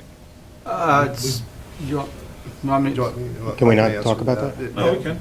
We already did negotiate the contract. Yes, we did. That's why Right, it's we flat. did. Oh, it's negotiated and it's flat. Right, we're Sorry. in a 5-year contract. We're in the middle of the contract. Ah, It's like we're in the middle of, sorry. that's the part I didn't understand. We're in a Okay, well, that makes that contract easy. with transportation. Are we done? No. That was an easy lob up there. Motion to adjourn? I'm getting a check later? Lisa Boone, Uplands Road. I am really concerned, mainly because, I think the budget presented is feasible, it's, responsible, it's going to work. But my biggest concern is it is level, and I don't think our district can stay level much longer, and that's what's concerning me. As a parent, I've had students go through the school, I have students who are still in the district, and I know for a fact that we can only offer, in my opinion, bare bones education right now for what is expected for a student to come out of high school and prepared for college or career.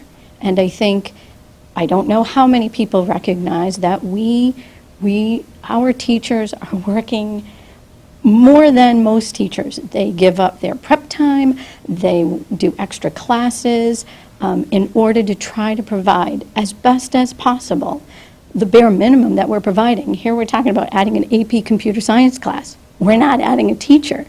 And how much prep do the students even have prior to that? How much exposure to computer science do they have before that class? Very little. You know, we don't offer business classes, psychology classes, or many of these other classes that schools can offer. Now, I know we have a small student body.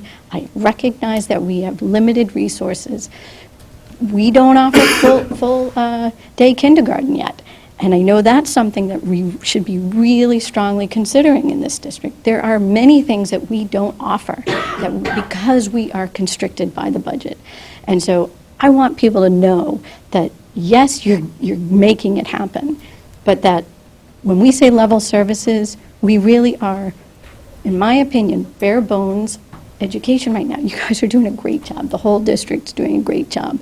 But in order to really continue to move forward, we have to consider increasing the budget so that we can increase the services to what they really should be. I think it's amazing that we've been able to just get in there what we've had, you know, giving them the exposure to the technology and getting them to, you know, be able to do presentations and use some of the technology out there and fully integrate it. And I think that's fantastic. But that's really, in my opinion, bare bones right now when you look at what they should have when they come out of school and the experience that they should get. So, and I know, I mean, I'm a big advocate of character development, of positive behavioral interventions and supports as a disciplinary alternative in the system, and we sort of do that. Teachers work towards that, but we don't do it district-wide. That would take money, training, all of these things, which would be hugely beneficial to the entire school population and to the culture and climate of the schools. And so I know that they're working towards that, but again, this is all going to take money. It's going to take money, training, staff, and we don't have any of that even available for us to consider doing yet. So I'm really concerned for the future years, and I appreciate what you're doing, but I want to make sure our town is aware that this can't just keep going every year and saying, oh, the school committee, they figured it out. They figure it out every year. They don't really need more money. But I don't think that that's the truth. And so, again, I think that's kind of what we're presenting is, oh, we can make this happen, and you are. But it's truly level services, which in my opinion is really bare bones at the moment. I'll let everybody wants strong to Lisa, but one thing can I ask you to do me a favor? Can you go Monday to the Board of Selectmen and give that exact same point of view? And I'm not kidding around. Because Sure. in reality, while it's very valuable for us to hear it, they're the ones that need to hear it. I understand. Alex was talking about it. As a town, we're going to need to have a discussion, not just about how we want to fund our schools and move forward, but, you know, if we continue to go through the same type of pace in terms of revenue growth, we're going to have these discussions, and those discussions are going to be at the Board of Selectmen and the Finance Committee, is where the nitty-gritty is going to get done and the decisions are going to be made, not here. Well, and I'm saying that to you. And I'm saying that because to you I also as, think because you're that, the one here, but I mean. right, but I think all of you. school committee has to know what Oh, no, I appreciate parents that. Absolutely. want. Please keep coming and And telling I us, do yes. think that, you know, if you Absolutely. continue to hear, and I hope I'm not the only person who's willing to get up and say, look, I want more for my student. I want more. I want to make sure we hold on to our good teachers, because let me tell you, I understand the conditions they're working under, and I don't know how many of them, you know, how long many of them will last, because there are, like, you know, somebody else has said. So I'm just saying that I want you to know from my, you know, And every concern that you voice and all the programs you cited are ones that we've evaluated. I understand. You know, and it's just like, yeah, that would be great, along with some I don't know about, that Mm-hmm. these guys are already evaluating. It's just, you know, where do you draw the Right. line? right, so, Anybody else? Yeah, Mike? I just wanted to, thank you, Lisa, for that comment.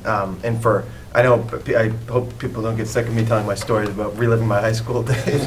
But just like in practice, when Lisa's talking about faculty members putting in extra time above and beyond, in practice, just as an example, there's a math teacher who is still in the high school right now, and I took a course with her, and anybody who knows me knows that I made it through law school, but I couldn't, I mean, I just struggled with math so bad. I still do, I'm terrible at it.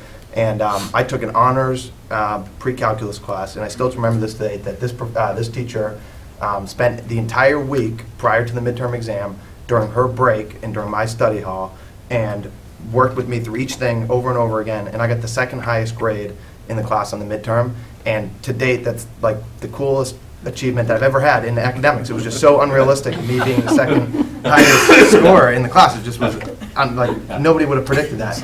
And, you know, like, that's just such, yeah. And that's just such a cool thing that she was willing to give up, you know, that much time. Like, it's just not feasible to do that with every student, but, you know, they make it work. And so that's the type of thing in practice, like how, what Lisa's talking about, that's, you know, how it Well, actually and happens. I know there are many teachers at the high school who come in on Saturdays for AP classes, and I can't even imagine what they're trying to squeeze in right now due to all the snow days, and, you know, I understand, and that's why I'm saying, I just think that as a town, we have to I really want people to understand that we're barely making it.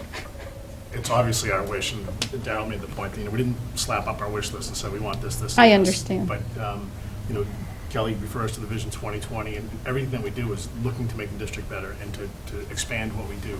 We are fortunate to have, like, Bill Miskinnis is in the room, he does a lot with the Model UN, and I believe economics is something that's coming to the high school. And, Danica Johnston incorporates business and in her statistics class, easy for me to say. Did you get me decaf, Bill? But it's not just at the high school. I know Michelle Barcelona as well. There's a lot that she does. Nancy Maurice, Heidi McGregor. We're very fortunate with the staff that we have. They make the blanket statement. They all go the extra mile. We're really lucky, and you know, we're grateful. So I've worked it's with many of definitely- them. To Mike's point, though, we hear you. It's our wish as well. You know, those are our marching orders. That's why we're here. Right, no, and again, I would be more than willing to do that, you know, to go and to make sure people hear me say that. But I would love for, you know, school committee to also say, you know, we are doing this because we want to be responsible, but please know, this really is not something we can continue to sustain if we want to continue to be competitive and to have what we would consider, you know, a good school system. I can verify they've been saying that. Yes, thank you. But it's good to hear it from another voice. I mean, See, and yeah, we're the squeaky wheel. We have been saying it. Yeah. But it's good Yeah, for we've the been hearing it. selectmen, We it's hear good for FinCom, it's good for the TA, it's good for the town Right. to hear it, because you're a parent. Yeah. You're intimately involved with it. Right. And I mean, and I think we have a lot of families out there who do work really hard at volunteering time, but I mean, I think our staff is really phenomenal because of all the extra time and effort that they put in to try to work with as little as they have. And we're, not just to toot the horns of the teachers, our admin staff is the same. We're very fortunate to have Kelly, because he is looking at creative ways of doing things, whether it's with UMass Lowell, collaborating with. I love all of the new initiatives that are happening, I really do. And I know, but I'm sure Very it's creative. really difficult with the limited budget resources, I'm sure of it. And I'm sure it's going to, I know the principals have had staff do plenty of things outside of their time, which again, you know, it's hard to sustain that. You know, we have to give something back. Nobody wants to do less with more, right? Whether it's at Of home, course. it's at work, or it's for our kids, whether it's for the town side.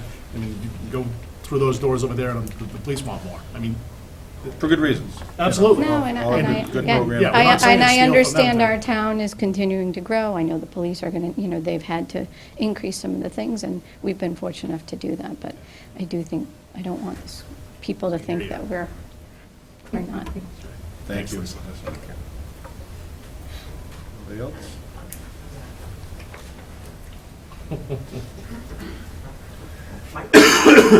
All right, Betsy Bowling, 116 Foster Street, and I'm Chair of the FinCom. So a couple of things. One is, if you're terrible at math, don't put him in charge of the budget, okay? I was thinking about doing that to you next year. Lawyer and bad at math, bad combination. Sorry, no We're lawyer. missing money everywhere. I did bite my tongue during that comment. So a little more seriously, I very much appreciate your message. I know it's hard to get up here and do that, and my kids are out of the schools now, if they went through, and so I'm a big advocate, and I appreciate what you're saying. I also want to make sure that when we talk about any significant changes in the funding, people have to understand it needs an override. Nobody wants to use the word. But let's be real, okay? There are no new funding sources coming, new revenue sources coming. So that's okay if that's the approach and so on, but we just need to be realistic what we're talking about. And so in terms of this budget, I very much appreciate you're working with us. I know a lot of people work very hard in the numbers and going through it. And so hopefully we're going to get through this cycle. I very much want to get ahead of it next year and not be here in March having this conversation, right? So hopefully we've got a good starting point now. I think a lot of the new information we've gotten, we can see how we can use that. We can start earlier and do more of the analysis that makes the FinCom kind of people, kind of analysis that we do. The way you present the numbers, it makes sense for this budget and for this audience and so on, but the way we look at them is a little bit different, just put them in the spreadsheet a different way. So we can do that earlier and make everybody more comfortable so we can help you more. We're more in a position where we really understand it versus how all the other town department budgets look, and we can help you more. Okay? Thank you. Okay, thank you.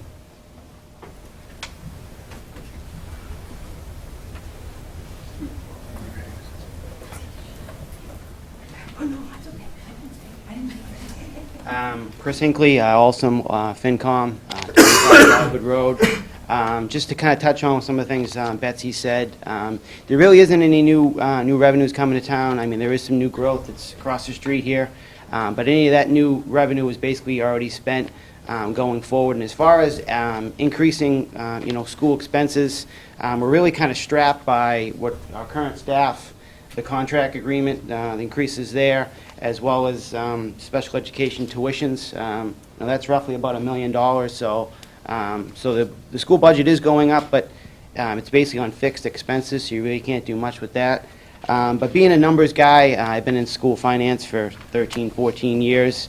I'm real big into the numbers, so I've kind of been overwhelming you, the school committee, with a lot of my analysis on things. But some of the things that I'd like to see as we go forward is to get all the revenue sources on the table, as well as all the expenses in the operating budget.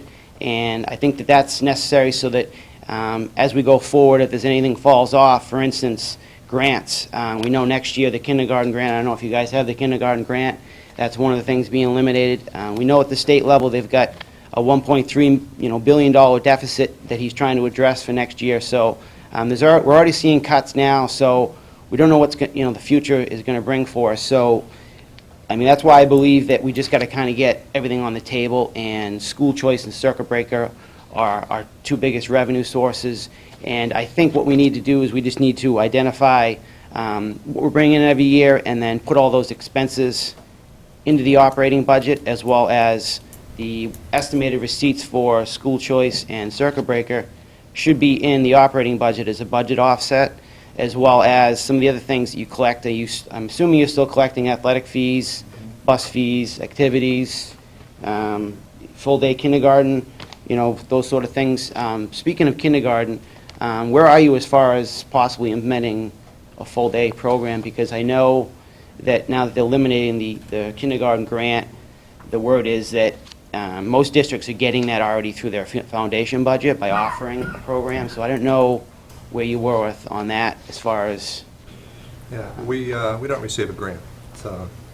We've looked at implementing full-day kindergarten, and approximate cost of doing that would be around $250,000. And you consider our state subsidy is about 22%. Even after the first year, we would be picking up most of the tab. So we would love to do it. In fact, it's been on our list. It's not even a wish list. It's been on our list for 5 years.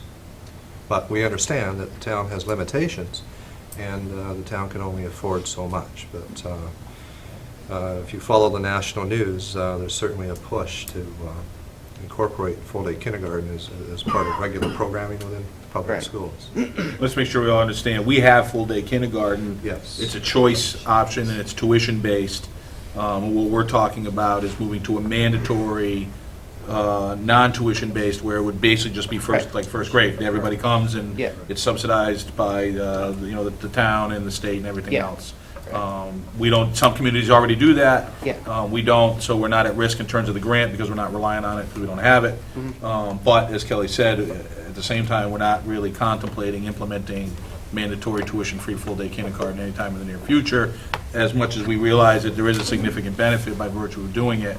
The other thing to consider is that, if for some reason we thought we could afford it, we would probably still want to have a very real discussion about whether or not the impact of full-day kindergarten in Littleton would be as meaningful as the impact of something else we could do with that money based on our demographics and socioeconomic factors and things like that. Our staff might make a determination and tell us exactly why, hey, enrichment programs at the high school would be more meaningful, just as an example. So it's on our list, we evaluate it, we continue to think about it, along with all those other options that we would do if we had more opportunity and more resources. The other thing, not to take up all your time, have you started projecting out your enrollment as far as like new developments down the road here? Is that on your map? We've been looking at that since, before they Right. got any approvals. Right, and I know that the PMBC has asked us again, what do you think? Because now they're actually, I think, accepting checks and taking deposits, and the moving vans will be rolling down the road. So we're going to take another look at that and think about that. We talked about it tonight, that is one of our concerns, and not just that one. There are some subdevelopments that are on there. And we were talking the other day about it up in the superintendent's office. And it's one thing we should definitely look at what we think the number of kids that could come in. But the other thing we want to start to look at is what's our capacity? How much more can we handle at Shaker Lane without adding a classroom or a teacher or additional staff? How much could we handle at Russell Street? What would we do at the middle school and high school? And we might be able to make a determination that we can handle this many kids without doing anything, and then it's going to be after that we have to worry. And then we could start to think about, well, the projections say we're going to be okay in terms of we have the capacity, both, in buildings, classrooms, and staff, or we don't, but we know where the tipping point is, and as we get closer to the tipping point, then we can plan with the other boards and say, hey, this is a reality, this is happening, what are we going to do about it? Right. So, The one thing I want to jump in on that there is, right now, we basically are targeting like about 1,600 students for system capacity on our current thing, of which 70 of them are choice in there. It's close to 80. 80 there. As we become dependent on using our school choice funds, if we absorb 50 kids from there, we have to give up 50 choice places, or else we have to, because we're not supposed to add staff to do choice in pieces there. So if I absorb 50 students from the 40B and eliminate 50 school choice, I eliminate 50 times whatever the number in is, of which we can't build that into our budget, because we're not going to get that much Chapter 70 yep. to supplement those 50 kids that come in. But Daryl, that's, I guess, one potential model. It's just gross, Yeah. Another potential model is that we get a dispersion of students throughout our system where we have to add a teacher or two or three or five or six, and we have enough capacity to take in more school choice students because our class sizes would go down enough to permit that. It's really difficult to figure out where students are going to land. There's no real demographic no. formula out there to say that people that are going to move into the houses that are being built in town are going to have kids that go to Shaker Lane. There's just no consistency there. So, we're looking at a potential, I think, between 60 students and 80 students with a 40B.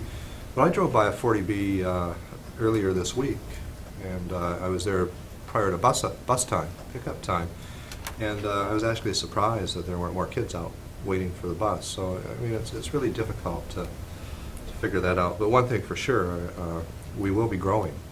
Just a matter of how much we don't know. So my last thing is, have you thought about putting together like a 5-year projection of your budget, so that any sort of changes in enrollment, any sort of program changes, you want to change your curriculum around, those sorts of things, you start kind of mapping out, what your budget is, what your potential steps and lanes are going to be, and then, sped increases, and then any program changes, any enrollment changes, and you start mapping that out, because that'll help us on the finance committee and the town if we can get just a rough ballpark number, what you guys project 2, 3, 4, 5 years out. We plug that into Bonnie's projection, and then we have an idea of what our deficit's going to be going forward. No, that's a good idea. So- We can definitely think about that, especially relative to the fact that we are going to grow. So it's not like it's a the trend could spike, Yeah. because of the impact of things like And that. I heard at one of you guys' meetings that the last time you redid your curriculum was like 2006 or something like that. The curriculum? For the Well, K-5 ELA. Yeah. science Yeah, resources. yeah, exactly. Yeah, I mean, there's always curriculum going So, on. It's a I mean, something like constant. that would be, program cost or curriculum that, 2, 3, 4, whatever years out, if you put it on there, then you can start preparing for it. What, That's kind of a rule. one of the, yeah, exactly, as Chuck was saying, what we do with our technology right now is we'll have our technology on a 3, 4, 5-year plan, depending on what the Yeah. equipment is. And we'll have that, that's part of how we plan for our Yeah. district, technology. Generally, we would like to take that approach. The superintendent said 2 or 3 meetings ago, we were talking about this. We would like to take that approach to curriculum resources and making sure that our materials are up to date. Yeah. We're not going to get new textbooks every year, we know Right. that. But more often than not, I was joining Mike and seeing some of my relatives, my ancestors, if you will, in the fronts of the textbooks that we were using. And That's fine when it's a scarlet letter, because that hasn't changed in a while. that's right. Romeo and Juliet. That's exactly the point. But as education changes, it Yeah. becomes difficult to figure out what that 5-year trend might be. I think it's absolutely a good exercise to take part in. Right. Well, I think there's a lot of, there's fixed numbers that you know about, steps and lanes, your staffing, those sort of things. Sped tuitions, even if it's it's 200,000 one year and 3, I mean, just kind of ballparking, it's a very important, make sure you keep track of the sped tuitions, because this year, of course, it went above what you budgeted, so you obviously got to be on top of that going forward. But those sort of fixed costs that you know about, and then things that you would like to do 2, 3 years away, just to put them on the map, just so that they're there, and then as you move forward and you get closer to those years, you have an idea of what you have available and what you were expecting to use it on, so. Make adjustments And, appropriately. Yeah. and with the special ed this year, a lot of that was because stuff was happening in the middle of the year. So if we had, there will be, I think it's a good exercise. There would be a very large variance. So was we it- can't look into the future. This year sped, was that just a one-year deal? Well, Those we're kids are going hoping away, that or? It'll increase, but we're hoping, it typically doesn't increase as dramatically as that. That was a little aberrational. Right. I would expect it to go up. I mean, it went up, let's catch up here. It went up like 7.6%. Actually, it was 17.2% that the sped, we would expect it to be more like 5, 6. But you're budgeting for those same kids next year. It's not like a one-year spike and then they're going away? Correct. So the dollar amount will be consistent, yes, but what we hope won't happen again is another 17% pop. So yeah, those dollars, like we're spending, $2.6 million on tuitions. We would expect, plus or minus a kid or two Right. to be at $2.6 million again next year. Yeah. But what we hope won't happen is that we go up another 17% and go up to, Right. go to, right, Yeah, to right. 3 million. We would hope that, we would control it that way, or not control it because we don't really have a lot of control, but we hope that we wouldn't be Right. surprised again like that. Okay. But yeah, barring a child matriculating out of the system and not being replaced by another child of like services, it'll still be around 2.6 again next year. Okay, That's a all reality. right, great, thank you. All right, thanks. And wanted to let you know, Chris, that you were asking earlier about the revenues, the other revenues, the fees, the full-day kindergarten fees, things like that. We did send those along to Bonnie in preparation for the February 23rd Selectmen's meeting, so I think that should be in your email with there were 6 or 7 documents showing everything from, essentially, I believe it was our salary grid to our retirements and all of that. So that's there. And if you send me an email if you need to get it again, so I'll be happy to make sure you get that. anticipating raising fees though, right? No, we've talked about it in the past. We can talk about it again, but right now we're hoping not to. All right. Anybody else? The fees don't go to us personally, so we don't have any. The Coast Children's Healthcare Fund. Nobody else? Joke. All right, I thank you for the input. I think we've had a discussion here, and I think we're ready. Yeah, thank you, administrators. Thank you. All right. I'll make a motion that we approve the budget as presented with caveat that we hope to receive the Hold on. There's a piece of paper floating around here. Is it just still Read there? it. Yeah. You want another copy? You do it. He's got it. That improv was pretty good, though. No, it was awful, that's why I want to make, read that again. This is a big one, this is like the biggest motion of the year, bud. Nail it. Are you ready? Yes. All right. It's not written right. All right, I'll request a vote to approve the recommended FY16 school committee budget of $18,392,797. You want to read it? $797, with the understanding that an increase in the school committee capital budget of $70,000 voted and approved by the Board of Selectmen will result in an FY16 school committee approved budget of $18,322,797. Did you get that? Motion's been made? Second. Seconded, thank you. Obviously, we've had quite a bit of discussion, but is there anybody else who would like to add anything before we move to a vote? I'd like to just make a comment on that. Yes. Could we simplify that motion perhaps into two distinct pieces? One, what the budget number that we're approving tonight, which is the $18,392,797. Okay. And then have a separate, I don't know if we need it as a motion or authorizations to continue the messaging to the Board of Selectmen about us using school choice money, making school choice money available to help with the budget offset there, so that we have a clear number budget. I was just concerned the way it worded there. I walk away not knowing exactly what we've approved for a budget there. Well, what we're approving as a budget is the 18.392 or 18.322, depending on what happens. But are you asking for clarification on the appropriation versus use of revolving? I was thinking about just a suggestion. I can go with that one there. No, I'm okay with it, I'm just trying to figure out. Yeah, no, that's what I mean. Let me Just write it out immediately. Oh. Conditional, as a conditional? No, so what I'm suggesting is that the first motion is to approve the budget of $18,392,797 there, and then a separate motion to approve.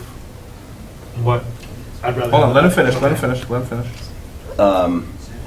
we have a second motion to approve the use of up to 500 or whatever the number of school choice. Well, so here's the thing, the And use then- of school choice is built into that and is implied already.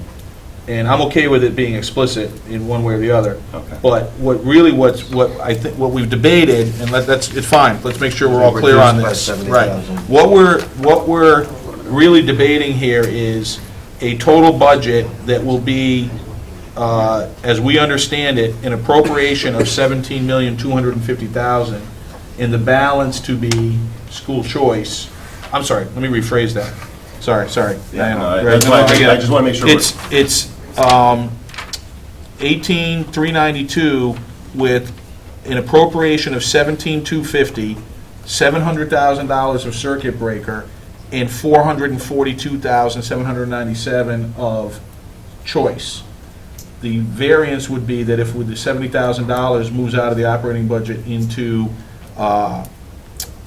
capital, then the vote would be for a total budget of $18,322,797 with a appropriation of $17,250,000 unchanged, a use of circuit breaker of $700,000 unchanged, and a use of school choice of $370,797 changed by $70,000.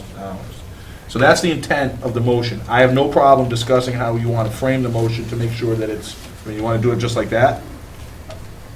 What you just read, while long, was clear. Okay. There, in terms of what we intend to either do or not do, depending on the Board of Yes. Selectmen's Okay. vote. So- There, that's all that we're And I'm asking. happy to do it again if you guys need more Or I- clarification on it. But if you got I it, can I'll take a reread that. second, or we can, well, what are we gonna do? We have a motion on this in a second. So we're gonna have to move that, and we can not vote. We can all just, Hasn't been voted on, can we send it back? We haven't voted on it, we're discussing it. Not voting on it. Right, yeah. okay, so can we rescind, okay, so we can rescind it, and we can put that motion on the table, and I can say it again, or I can tell Bettina what it is later when everybody else goes home. I don't know that we want to get into that sort of authority. Because then you're going And to I'm say only doing that as a 18,000 matter of 18 convenience, million. I'm not trying to pull a fast one. Not that I'm, Wink's as good as a nod. exactly. I'll read it again, we read it again? Let me just, I think it's better, honestly, Darrell. I think we should do what I think Yeah. we should do it.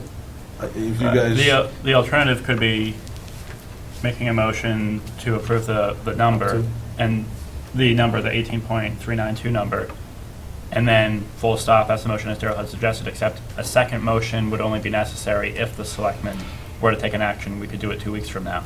I'd rather clean it. I think we can do it and be done. I'd like to do it and be done. I'm comfortable That's the will of the sending a committee. clear signal to the selectmen how we would like to Right, finalize the exactly. budget, and give you enough flexibility to finish those discussions over the next, till they vote their final recommendations there. I just don't want us, not being clear in exactly what that process is at this point. Mr. Miskinnis, are you comfortable with this parliamentary procedure that's going on up there? More or less? Yeah, all right. We need white powdered wigs, I think, and He's I'll interested, take any not problem. comfortable. So it's, just so people understand, so we have two budgets. One of them is conditional at this point until the selectmen. So the reason I like everything under one roof is, frankly, if we make a motion that separates the $70,000, we've made the motion, we've approved it, there's really no impetus for them to act. Right, I think we all agree with that. I think we've all gotten away from the two-motion aspect. Yep. I think really now what we're debating is do we change the wording of the motion to break out, vote the total budget, break it out and put the numbers in there, the appropriation, the use of circuit breaker, the use of school choice, and just basically, we're gonna have two sets of numbers in the motion. And I'm writing them down right now, and I'll help you. I need help. Yeah. And then you're gonna put in the verbiage of the 70K, just read it right out of there, and then at least this number goes to 8,322, 797. This number is the same. I hope your arithmetic is good. You want me to double check, your math? I think we've established that's not gonna happen. Here, Mike. He's good. It's only 70. I don't even, I like can it we just- upside down so I can read your writing. Can we just round up to 20? No, we're fine, we got it. All right. I move that we approve a budget of $18,392,797 with an appropriation of $17,250,000, circuit breaker funds of $700,000, school choice of $442,797, with the understanding that an increase in the school committee capital budget of $70,000 be voted on and approved by the Board of Selectmen, which will result in an FY16 school committee approved budget of $18,322,797, With an with an appropriation. appropriation of $17,250,000, $700,000 coming from the circuit breaker, and the new number for school choice would be 372, right? 372,797. $372,797 So I'll second that.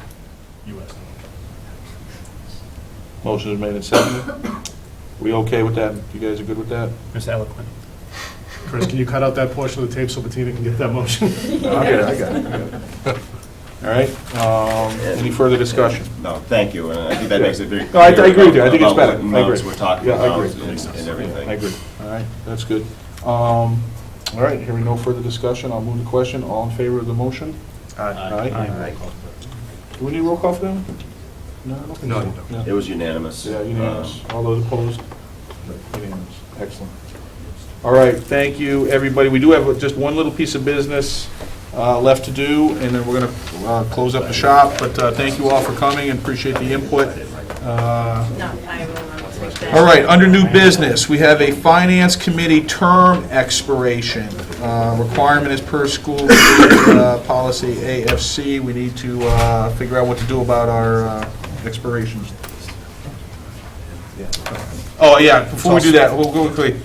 We'd like to thank the teachers. Hopefully you'll go back and tell them all the wonderful things we said about you, and how much we're trying to support you, and how much more we wish we could support you. It's all heartfelt and sincere. Thank you very much.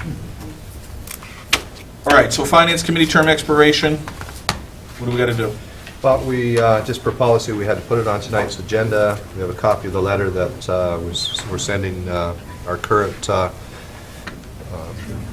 individual that holds the position. All right, Betsy Bowlings, we have two positions, and Betsy Bowling is one of our reps, and her term is up. Is up. That's Okay. right. So we will be arranging a meeting for the first meeting in April to interview prospective candidates. And prospective candidates should submit a letter. Yes, spelled out, it's already in the newspaper, and Okay. they should submit their intent to the school committee chair. Committee chair, please do it, Via send it our to the office. school department, do not send it to 213 Norwood Avenue. I only get my mail about every 5 or 6 days, much to the postmaster's Is that chagrin. where that white powder was supposed to go? Two, so What I what almost date made were that we joke going to do earlier. the, Where you are. Yeah. what meeting was it? What meeting are we doing it at, Kelly? It's the April board meeting. April board. I think it's April 7th. What date does the term expire? I believe it expires at election, on the election day, right? This one After- expires in 2018. I'm wondering what the current term, when the current term expires. That's got to be coterminous with the rest of the elections, right? Right, I would think it Yeah, expires I- with the election. We set them to, so that when all the boards sit new, our appointee sits new at that point there. So And the- it's the Monday after the elections. And the rest of the FinCom, I believe, is the fiscal year, but that's fine, because we don't tend to meet that late in June anyway. Coterminous. He can't do math, but he can throw some Latin around. He's a lawyer, so. Pay a lot of money for those All last right, words. so you know what you want to do, what you need to do if you want to do it. Anybody else that's interested in serving on the finance committee, send a letter of intent to the superintendent's office, and we'll figure it out at the next meeting. All right, they can drop them off, don't stampede to the door all at the same time, I don't want anybody to get hurt. Salary requirements. Do we have any other business that we need to transact tonight? No, we're good. Motion to adjourn? We don't need executive session? No, we don't. Okay, motion to adjourn? Second. Motion been made to adjourn and seconded. All those in favor? Aye. Thank you, everybody. We have more people. They can help us.